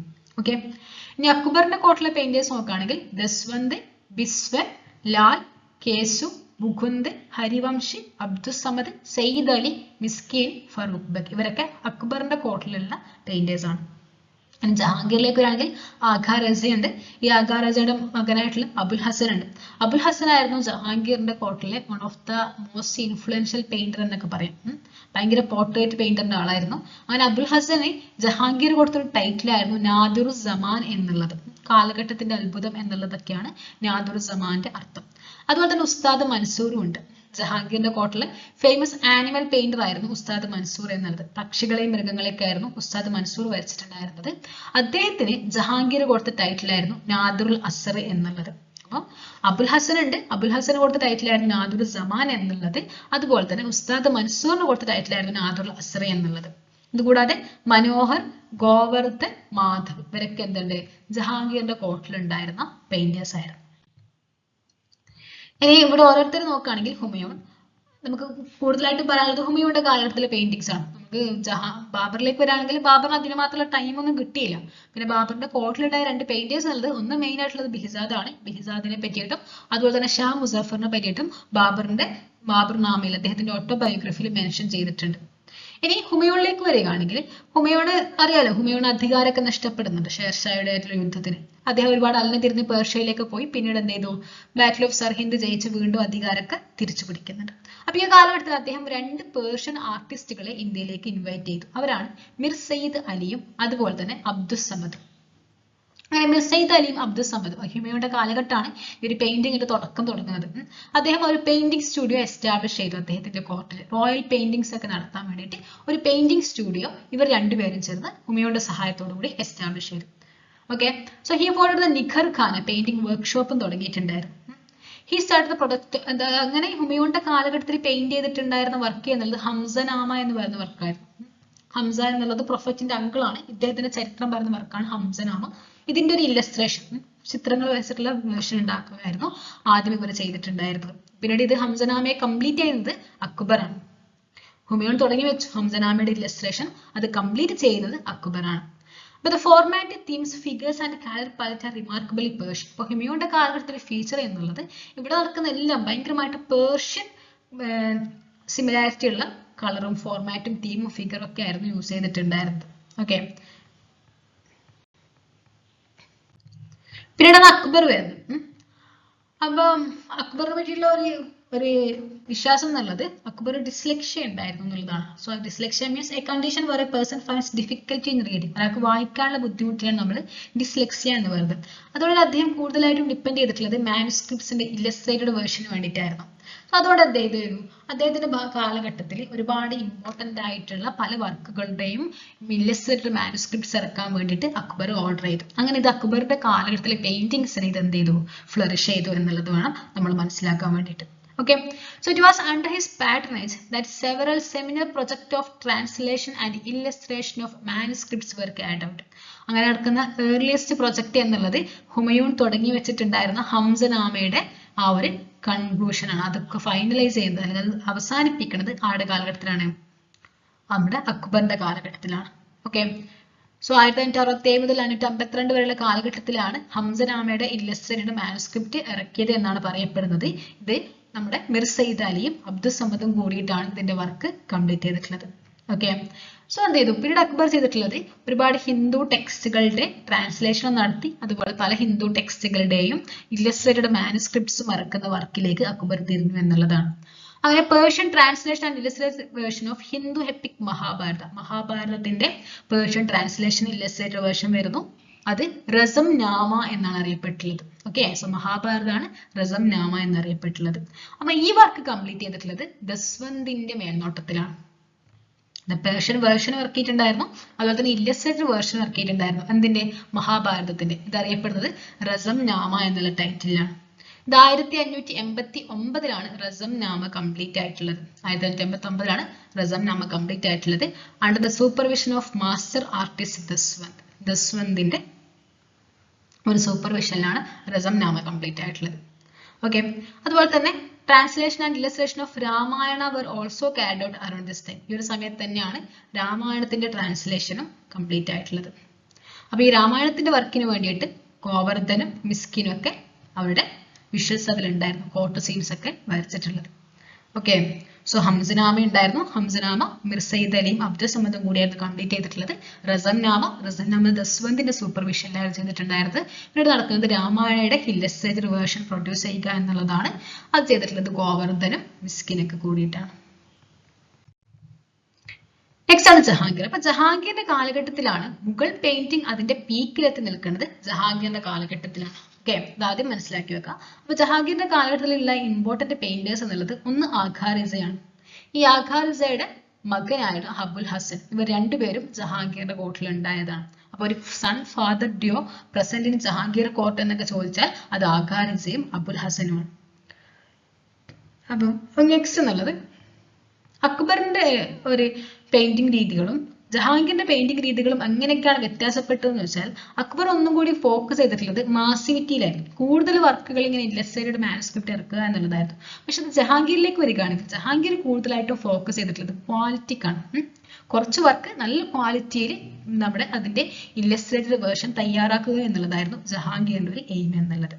അതുകൊണ്ട് തന്നെ ഈ ഒരു വർക്കിന്റെ മാർജിൻസ് വരെ എന്ത് ചെയ്തിട്ടുണ്ട്, ഹൈലി ഇല്ലുമിനേറ്റഡ് പെയിന്റിങ് ഗോൾഡൊക്കെ ഉപയോഗിച്ചുകൊണ്ട് പിന്നെ ഫ്ലോറയും ഫോണയൊക്കെ വരച്ചു വെച്ച് ഹ്യൂമൻ ഫിഗേഴ്സിനെയൊക്കെ പോയി ചെയ്തിട്ടൊക്കെ ഭയങ്കര ഡെക്കറേറ്റീവ് ആയിട്ടായിരുന്നു ഈ ജഹാംഗീറിന്റെ പെയിന്റിങ്ങിലേക്ക് വരികയാണെങ്കിൽ മറ്റൊരു വ്യത്യാസം എന്നുള്ളത് അക്ബറിന്റെ പെയിന്റിങ്ങുമായിട്ട് കമ്പയർ ചെയ്യുമ്പോൾ അക്ബറിന്റെ പെയിന്റിങ്സിൽ കൂടുതലായിട്ടും വാർ സീനുകൾ, പോർട്രേറ്റുകൾ, നെറേറ്റീവ്സ്, സ്റ്റോറി ടെല്ലിംഗ് ഇതൊക്കെയായിരുന്നു പ്രിവലന്റ് ആയിട്ടുള്ളത്. ഇതിനെ മാറ്റിയിട്ട് ഒന്നുകൂടി ലാവിഷ് ആയിട്ടുള്ള കോർട്ട് സീനുകളും അരിസ്റ്റോക്രാസിയും റോയൽ പേഴ്സണാലിറ്റീസും അതുപോലെ തന്നെ ക്യാരക്ടർ ട്രൈറ്റ്സ് ഒക്കെ വന്നു തുടങ്ങുന്നത്. പിന്നെ അത് ഏറ്റവും ഇമ്പോർട്ടൻ്റ് ആയിട്ട് ജഹാംഗീർ വാസ് എ നാച്ചുറലിസ്റ്റ്. അതുകൊണ്ട് തന്നെ ഫ്ലോറ ആൻഡ് ഫോണ എന്നുള്ള രീതിയിലൊക്കെയുള്ള പെയിന്റിങ്ങുകൾ, ബേർഡ്സ് ആനിമൽസിന്റെയും പ്ലാന്റ്സിന്റെ ഒക്കെ പെയിന്റിങ്സ് വരുന്നത് ജഹാംഗീറിന്റെ കാലഘട്ടത്തിലാണ്. അതുപോലെ തന്നെ ജഹാംഗീറിന് എന്തുണ്ടായിരുന്നു, യൂറോപ്യൻ ആർട്ടിനോട് ഒരു ക്രേസ് ഉണ്ടായിരുന്നു. അതുകൊണ്ട് തന്നെ പല ക്രിസ്ത്യൻ മിഷണറീസും അല്ലെങ്കിൽ പല ക്രിസ്ത്യൻ തീംസുകളിലും എന്ത് ചെയ്തിട്ടുണ്ട്, ജഹാംഗീറിന്റെ കോർട്ടിൽ പെയിന്റിങ്ങുകൾ നടന്നിട്ടുണ്ട്. ഞാൻ പറയുകയാണെങ്കിൽ ജഹാംഗീറിന്റെ കോർട്ടിൽ നടന്ന ഇമ്പോർട്ടന്റ് ആയിട്ടുള്ള ഒരു പെയിന്റിംഗ് ആണ് ജഹാംഗീർസ് ഡ്രീം എന്നുള്ള പെയിന്റിംഗ്. ഈ പെയിന്റിംഗ് ചെയ്യുന്നത് അബുൽ ഹസൻ ആണ്. ശരിക്കും നമ്മൾ നേരത്തെ പറഞ്ഞിട്ടുണ്ടായിരുന്നു അബുൽ ഹസന് ജഹാംഗീർ എന്ത് ടൈറ്റിൽ കൊടുത്തിട്ടുണ്ട്, നാദിറുൽ സമാൻ എന്നുള്ള ടൈറ്റിൽ കൊടുത്തിട്ടുണ്ട്. വണ്ടർ ഓഫ് ദ ഏജ് എന്നുള്ള ടൈറ്റിൽ അബുൽ ഹസന് കൊടുത്തിട്ടുണ്ട്. ഈ ടൈറ്റിൽ അബുൽ ഹസന് കിട്ടാനുള്ള കാരണം എന്നുള്ളത് ഈ ജഹാംഗീർസ് ഡ്രീം എന്നുള്ള പെയിന്റിംഗ് ആണ്. അപ്പൊ ഇതിൽ കാണിക്കുന്നത് ഇദ്ദേഹം ജഹാംഗീർ പേർഷ്യൻ എംപറർ ആയിട്ടുള്ള ഷാ അബ്ബാസിനെ വിസിറ്റ് ചെയ്യുന്നു. ഇവർ തമ്മിലുള്ള ഒരു മീറ്റിംഗ് ആണ് കാണിക്കുന്നത്.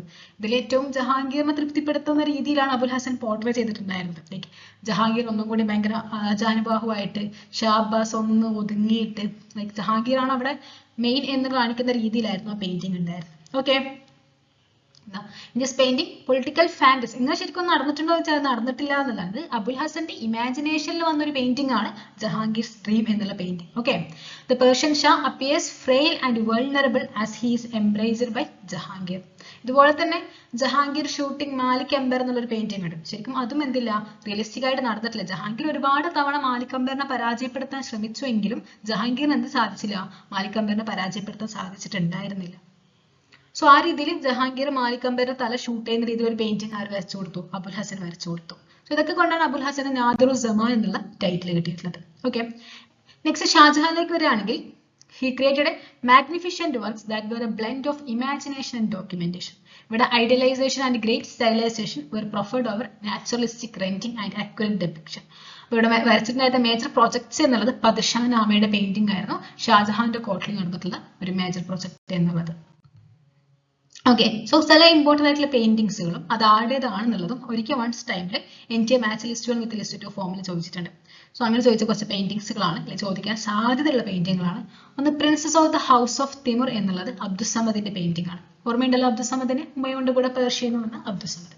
മഡോന ആൻഡ് ചൈൽഡ് എന്നുള്ളത് ബസ്വന്റെ പെയിന്റിംഗ് ആണ്. Jahangir's Dream, as we have already discussed, it was painted by Abul Hasan. ഈ ഒരു പെയിന്റിംഗ് കൊണ്ടാണ് അബുൽ ഹസന് നാദിറുൽ സമാൻ എന്നൊരു ടൈറ്റിൽ കിട്ടിയിട്ടുള്ളത്. Jahangir enthroned on an hourglass എന്നുള്ളത് വിചിത്രയുടെ പെയിന്റിംഗ് ആണ്. Dara Shikoh with sages in a garden എന്നുള്ളത് വിചിത്രയുടെ പെയിന്റിംഗ് ആണ്. കൃഷ്ണ ലിഫ്റ്റ്സ് മൗണ്ട് ഗോവർദ്ധൻ എന്നുള്ളത് മിസ്കിന്റെ പെയിന്റിംഗ് ആണ്. സൈബേരിയൻ ക്രൈൻ എന്നുള്ളത് ഉസ്താദ് മൻസൂറിന്റെ പെയിന്റിംഗ് ആണ്. The marriage procession of Dhara Shikoh Haji മദനിയുടെ പെയിന്റിംഗ് ആണ്.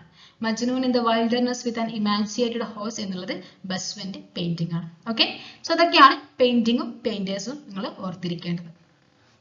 ഏതൊക്കെയാണ്?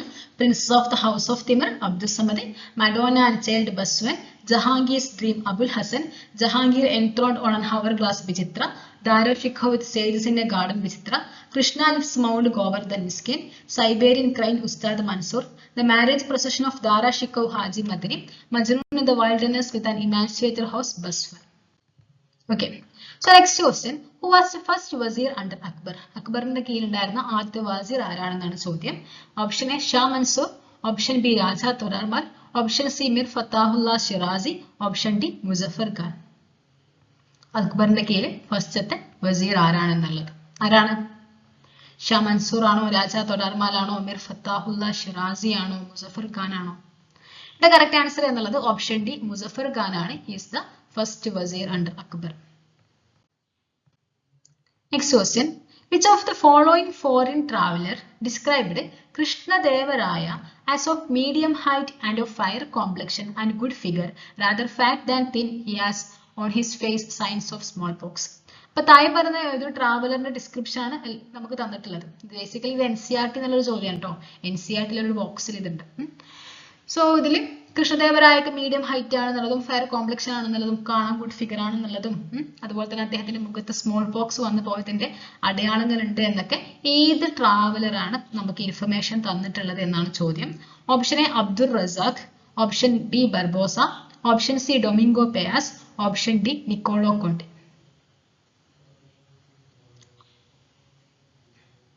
ആരാണ്?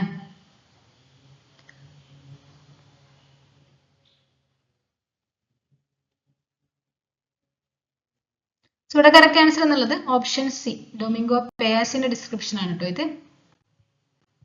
സോ കംപ്ലീറ്റ് ഡിസ്ക്രിപ്ഷൻ എന്താണെന്ന് ചോദിച്ചാൽ ഇനി ഇതിന്റെ വേറൊരു ഭാഗത്ത് നിന്ന് ചോദിക്കുകയാണെങ്കിൽ മിസ് ആവരുത്.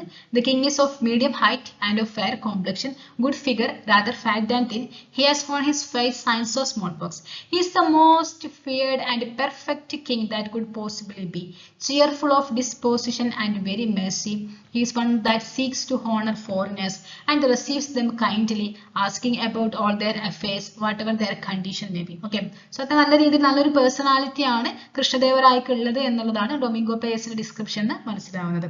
He is a great ruler and a man of much justice, but subject to sudden fits of rage, and this is his title, Krishnarao Makacho, King of Kings. Okay, അത് ഉദ്ദേശിച്ചത് Lord of the greater lords of India, Lord of the three seas and of the land. Domingo പെയസിന്റെ description ആണ്. Next question, the Persian term for hundi as per text Mirat Ahmadi. So Mirat Ahmadi എന്ന് പറയുന്ന വർക്കിൽ നമ്മൾ പറയുന്ന ഈ ബിൽ ഓഫ് എക്സ്ചേഞ്ച് ഹുണ്ടിയുടെ Persian term എന്താണെന്നുള്ള ചോദ്യം. Option A suftaja, option B chalani, option C mahmudi, option D sarrafi. എന്താണ് ഹുണ്ടി എന്നുള്ളതിന്റെ പേർഷ്യൻ ടേം എന്താണ്?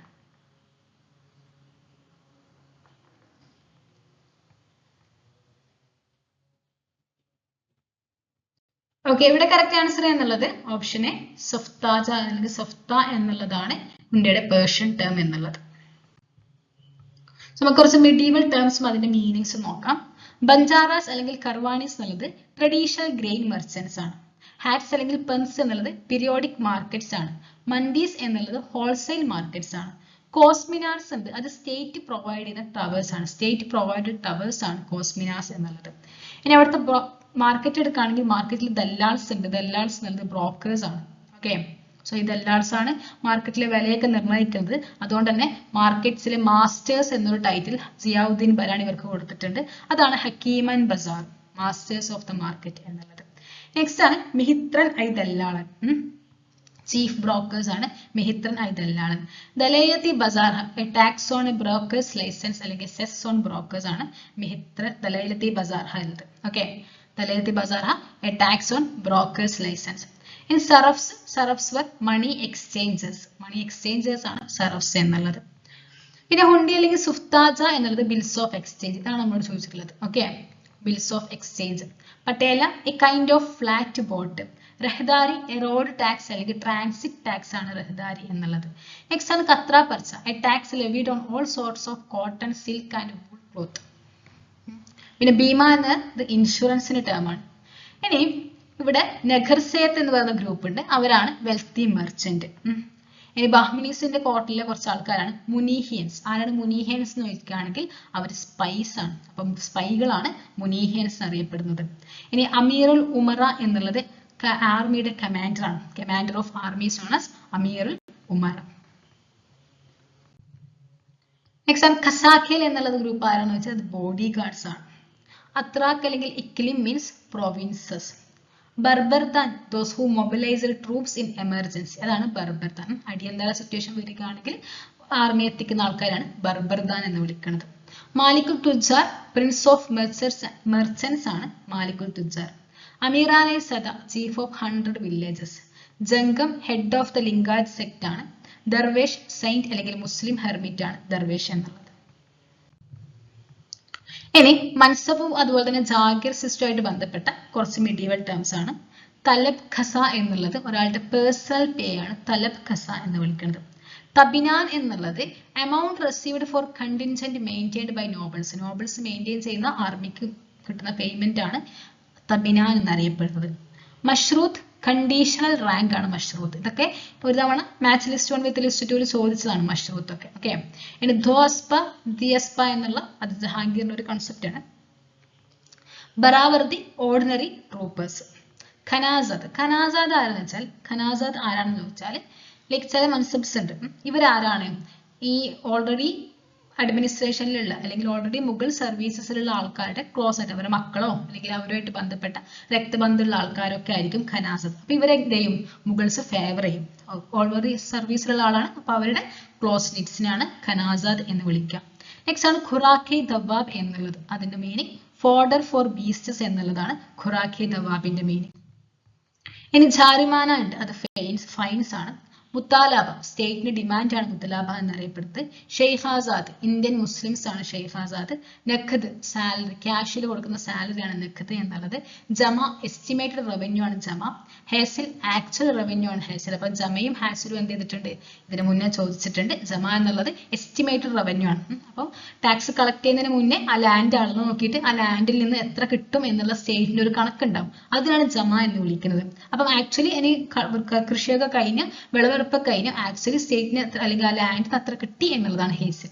Okay, so jama include land revenue, inland transit duties, port customs and other taxes which are known as sair jihat. അപ്പൊ സൈർ ജിഹാദ് എന്നുള്ളത് അതൊരു tax ആണ് എന്നുള്ളത് ഓർത്തിരിക്കുക.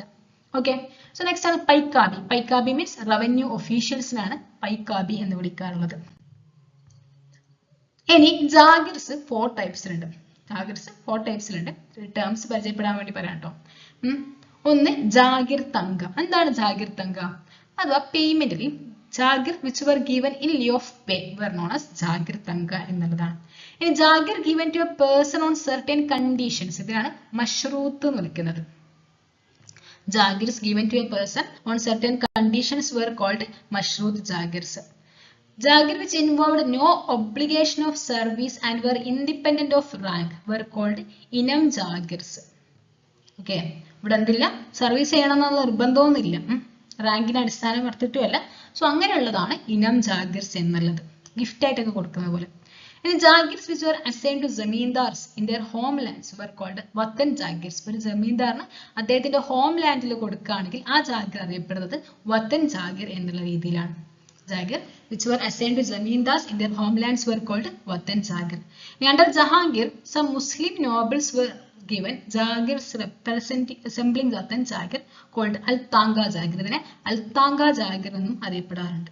ഓക്കെ, സോ ജമീന്ദാർസ് കൊടുക്കുമ്പോൾ വത്തൻ ജാഗിർസ് ആണ്. ചില മുസ്ലിം നോബിൾസിന് എന്ത് കൊടുത്തിട്ടുണ്ട്? ഈ സ്വന്തം നാട്ടിൽ ജാഗിർസ് കൊടുത്തിട്ടുണ്ട്. അതിനെ അൽ താങ്ക എന്ന് വിളിക്കുന്നു. സോ മഷ്റൂത്ത് ഉണ്ട്, ജാഗിർ തങ്ക ഉണ്ട്, ഇനം ജാഗിർ ഉണ്ട്, വത്തൻ ജാഗിർ ഉണ്ട്, അൽ താങ്ക ഉണ്ട്. നെക്സ്റ്റ് ടേം ആണ് കൺകൂത്ത്. എന്താണ് kankut? Method of revenue assessment ആണ് കൺകൂത്ത് എന്നുള്ളത്. ഇനി ജന്മൻ ഹെറിഡിറ്ററി പ്രൊപ്പറേറ്റർഷിപ്പ് ആണ്. നെക്സ്റ്റ് ആണ് kudininga devadanam. Kudininga devadanam means devadanam, temple land കൊടുക്കുന്നത് grant as kanippar land tenure to warrior chieftains. ഈ യുദ്ധത്തിനൊക്കെ പോകുന്ന വാരിയർ കാർഡ്സിന് കൊടുക്കുന്ന ടെമ്പിൾ ലാൻഡ് ഗ്രാൻഡ് ആയിട്ട് കൊടുക്കുന്നതാണ് കുടിനിങ്ക ദേവദാന എന്നുള്ളത്. ഓക്കെ. ഇനി മുൻമല അല്ലെങ്കിൽ ഖല എന്നുള്ളത് ക്രൗൺ ലാൻഡ്സിന് വിളിക്കുന്ന പേരാണ്. അപ്പൊ നമ്മള് കൽസ ലാൻഡ് എന്നൊക്കെ വിളിക്കുന്ന പോലെയാണ് മുൻമല അല്ലെങ്കിൽ ഖല എന്നുള്ളത്. ഓക്കെ. ഇനി ഡുക്കാറ്റ്സ് ഉണ്ട്. Ducats means Italian coin. ഇതൊന്നും ഓർത്തിരിക്കണേ. ഡുക്കാറ്റ്സ് മീൻസ് ഇറ്റാലിയൻ കോയിൻ ആണ്. ഓക്കെ. അപ്പൊ ഒരു ഗോൾഡ് ഡുക്കാറ്റ് എന്നുള്ളത് 4 സിൽവർ റുപ്പിക്ക് ഈക്വൽ ആണ്. സിൽവർ ഡുക്കാറ്റ് എന്നുള്ളത് 2 സിൽവർ റുപ്പിക്കും ഈക്വൽ ആണ് അക്ബറിന്റെ കാലഘട്ടത്തിൽ. ഗോൾഡ് ഡുക്കാറ്റ് 4 സിൽവർ റുപ്പിക്ക് ഈക്വൽ ആണ്. സിൽവർ ഡുക്കാറ്റ് എന്നുള്ളത് 2 സിൽവർ റുപ്പിക്കും ഈക്വൽ ആണ്. നെക്സ്റ്റ് ആണ് ഖഖൻ എന്നൊരു term. The means chief of the Khans. Nishans. എന്താണ് nishans? An order issued by A Prince. അപ്പോൾ ഒരു കിങ് ആണ് ഒരു ഓർഡർ ഇഷ്യൂ ചെയ്യുന്നതെങ്കിൽ അത് ഫെർമൻ ആയിട്ട് വരും. ഒരു പ്രിൻസ് ഇഷ്യൂ ചെയ്യുന്ന ഓർഡറിനാണ് നിഷാൻസ് എന്ന് വിളിക്കാറുള്ളത്. നെക്സ്റ്റ് ആണ് കസാഖ്സ്. ആരാണ് കസാഖ്സ്? ഒരു ട്രൈബൽ ഗ്രൂപ്പ്സ് ആണ് കസാഖ്സ്. ഇനി ഹുൺസ്. ഹുൺസ് മീൻസ് എഡക്കാനി ഗോൾഡ് കോയിൻ ആണ് ഹുണ്ണ്. Okay. It is also known as pagoda. Pagoda എന്നും അറിയപ്പെടാറുണ്ട്. ഇനി ഖുത്ത. കുത്തുബ. കുത്തുബയാണ് കേട്ടോ. കുത്തുബ is a sermon recited on mosques on Friday. വെള്ളിയാഴ്ചകളിൽ നടക്കുന്ന പ്രസംഗത്തിനാണ് ഖുതുബ എന്ന് വിളിക്കാറുള്ളത്. സവാർ. സവാർ എന്താണ്? Mughal rank. അപ്പൊ സാത്തും സവാറും ഉണ്ട്. Sawar is a Mughal rank that determined the number of contingent a Mughal noble was asked to keep. അപ്പൊ ഒരു മുഗൾ നോബിൾ കീപ്പ് ചെയ്യേണ്ട ഹോഴ്സസിന്റെയും ഹോഴ്സ്മാന്റെ ഒക്കെ എണ്ണത്തിനാണ് സവാർ എന്ന് വിളിക്കാറുള്ളത്. ഇനി എന്താണ് zat? Zat is a Mughal rank. ഒരു മുഗൾ റാങ്ക് ആണ്. Determine the position of a Mughal mansabdar. Mughal മൻസബ്ദാറിന്റെ പൊസിഷൻ, ആ ഒരു ബ്യൂറോക്രസിയിൽ അദ്ദേഹത്തിന്റെ റാങ്ക് മെൻഷൻ ചെയ്ത ടേം ആണ് ജാത്ത് എന്നുള്ളത്. സവാർ എന്നുള്ളത് അദ്ദേഹം മെയിൻറ്റെയിൻ ചെയ്യേണ്ട ആർമിയുടെ എണ്ണാണ് സവാർ എന്നുള്ളത്. ബഹർ. ബഹർ എന്നുള്ളത് ബയോഗ്രഫിക്കൽ അക്കൗണ്ട്സിന് മറാത്താസ് വിളിക്കുന്ന പേരാണ്. Bhumia is a land holding caste. Okay. So ഈ പറയപ്പെടുന്ന മുഗൾ മിഡീവൽ ടേംസ് ഒക്കെ എന്ത് ചെയ്യാം? നിങ്ങളൊന്ന് ഓർത്തിരിക്കുക. നെക്സ്റ്റ് ക്വസ്റ്റ്യൻ, 9ാമത്തെ ചോദ്യം ഇതാണ്. Ministry of Diwani Buyutat in the Mughal period to care of. അപ്പം മുഗൾ കാലഘട്ടത്തിലെ മിനിസ്ട്രി ഒരു ഡിപ്പാർട്ട്മെന്റ് ആണ് ദിവാനായി ബുയൂത്തത് എന്നുള്ളത്. ഈ ദിവാനായി ബുയൂത്തത് ഏത് കാര്യം ഡീൽ ചെയ്തിട്ടുള്ള ഒഫീഷ്യൽ ആയിരുന്നു എന്നാണ് ചോദ്യം. ഓക്കെ. അപ്പോൾ ഓൾറെഡി ലാസ്റ്റ് ക്ലാസ്സിൽ നമ്മൾ എന്ത് ചെയ്തിട്ടുണ്ട്? ഓഫീസേഴ്സിനെ ഡിസ്കസ് ചെയ്തിട്ടുണ്ട്. Option A military accounts, option B cavalry, option C courtly etiquette, option D കർഖാനസ്.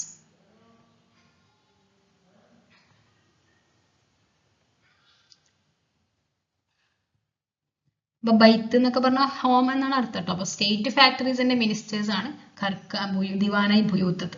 Okay. Next question, which historian provides the account of accidental death of Ghiyasuddin Tughlaq by lightning? താഴെ പറയപ്പെടുന്ന ഏത് ഹിസ്റ്റോറിയൻ ആണ് ഗിയാസുദ്ദീൻ തുഗ്ലക് ലൈറ്റനിങ് കാരണമാണ് മരിച്ചത് എന്നുള്ള അക്കൗണ്ട് തരുന്നത്? Option A Barani, option B Isami, option C Ibn Battuta, option D ബദൂണി.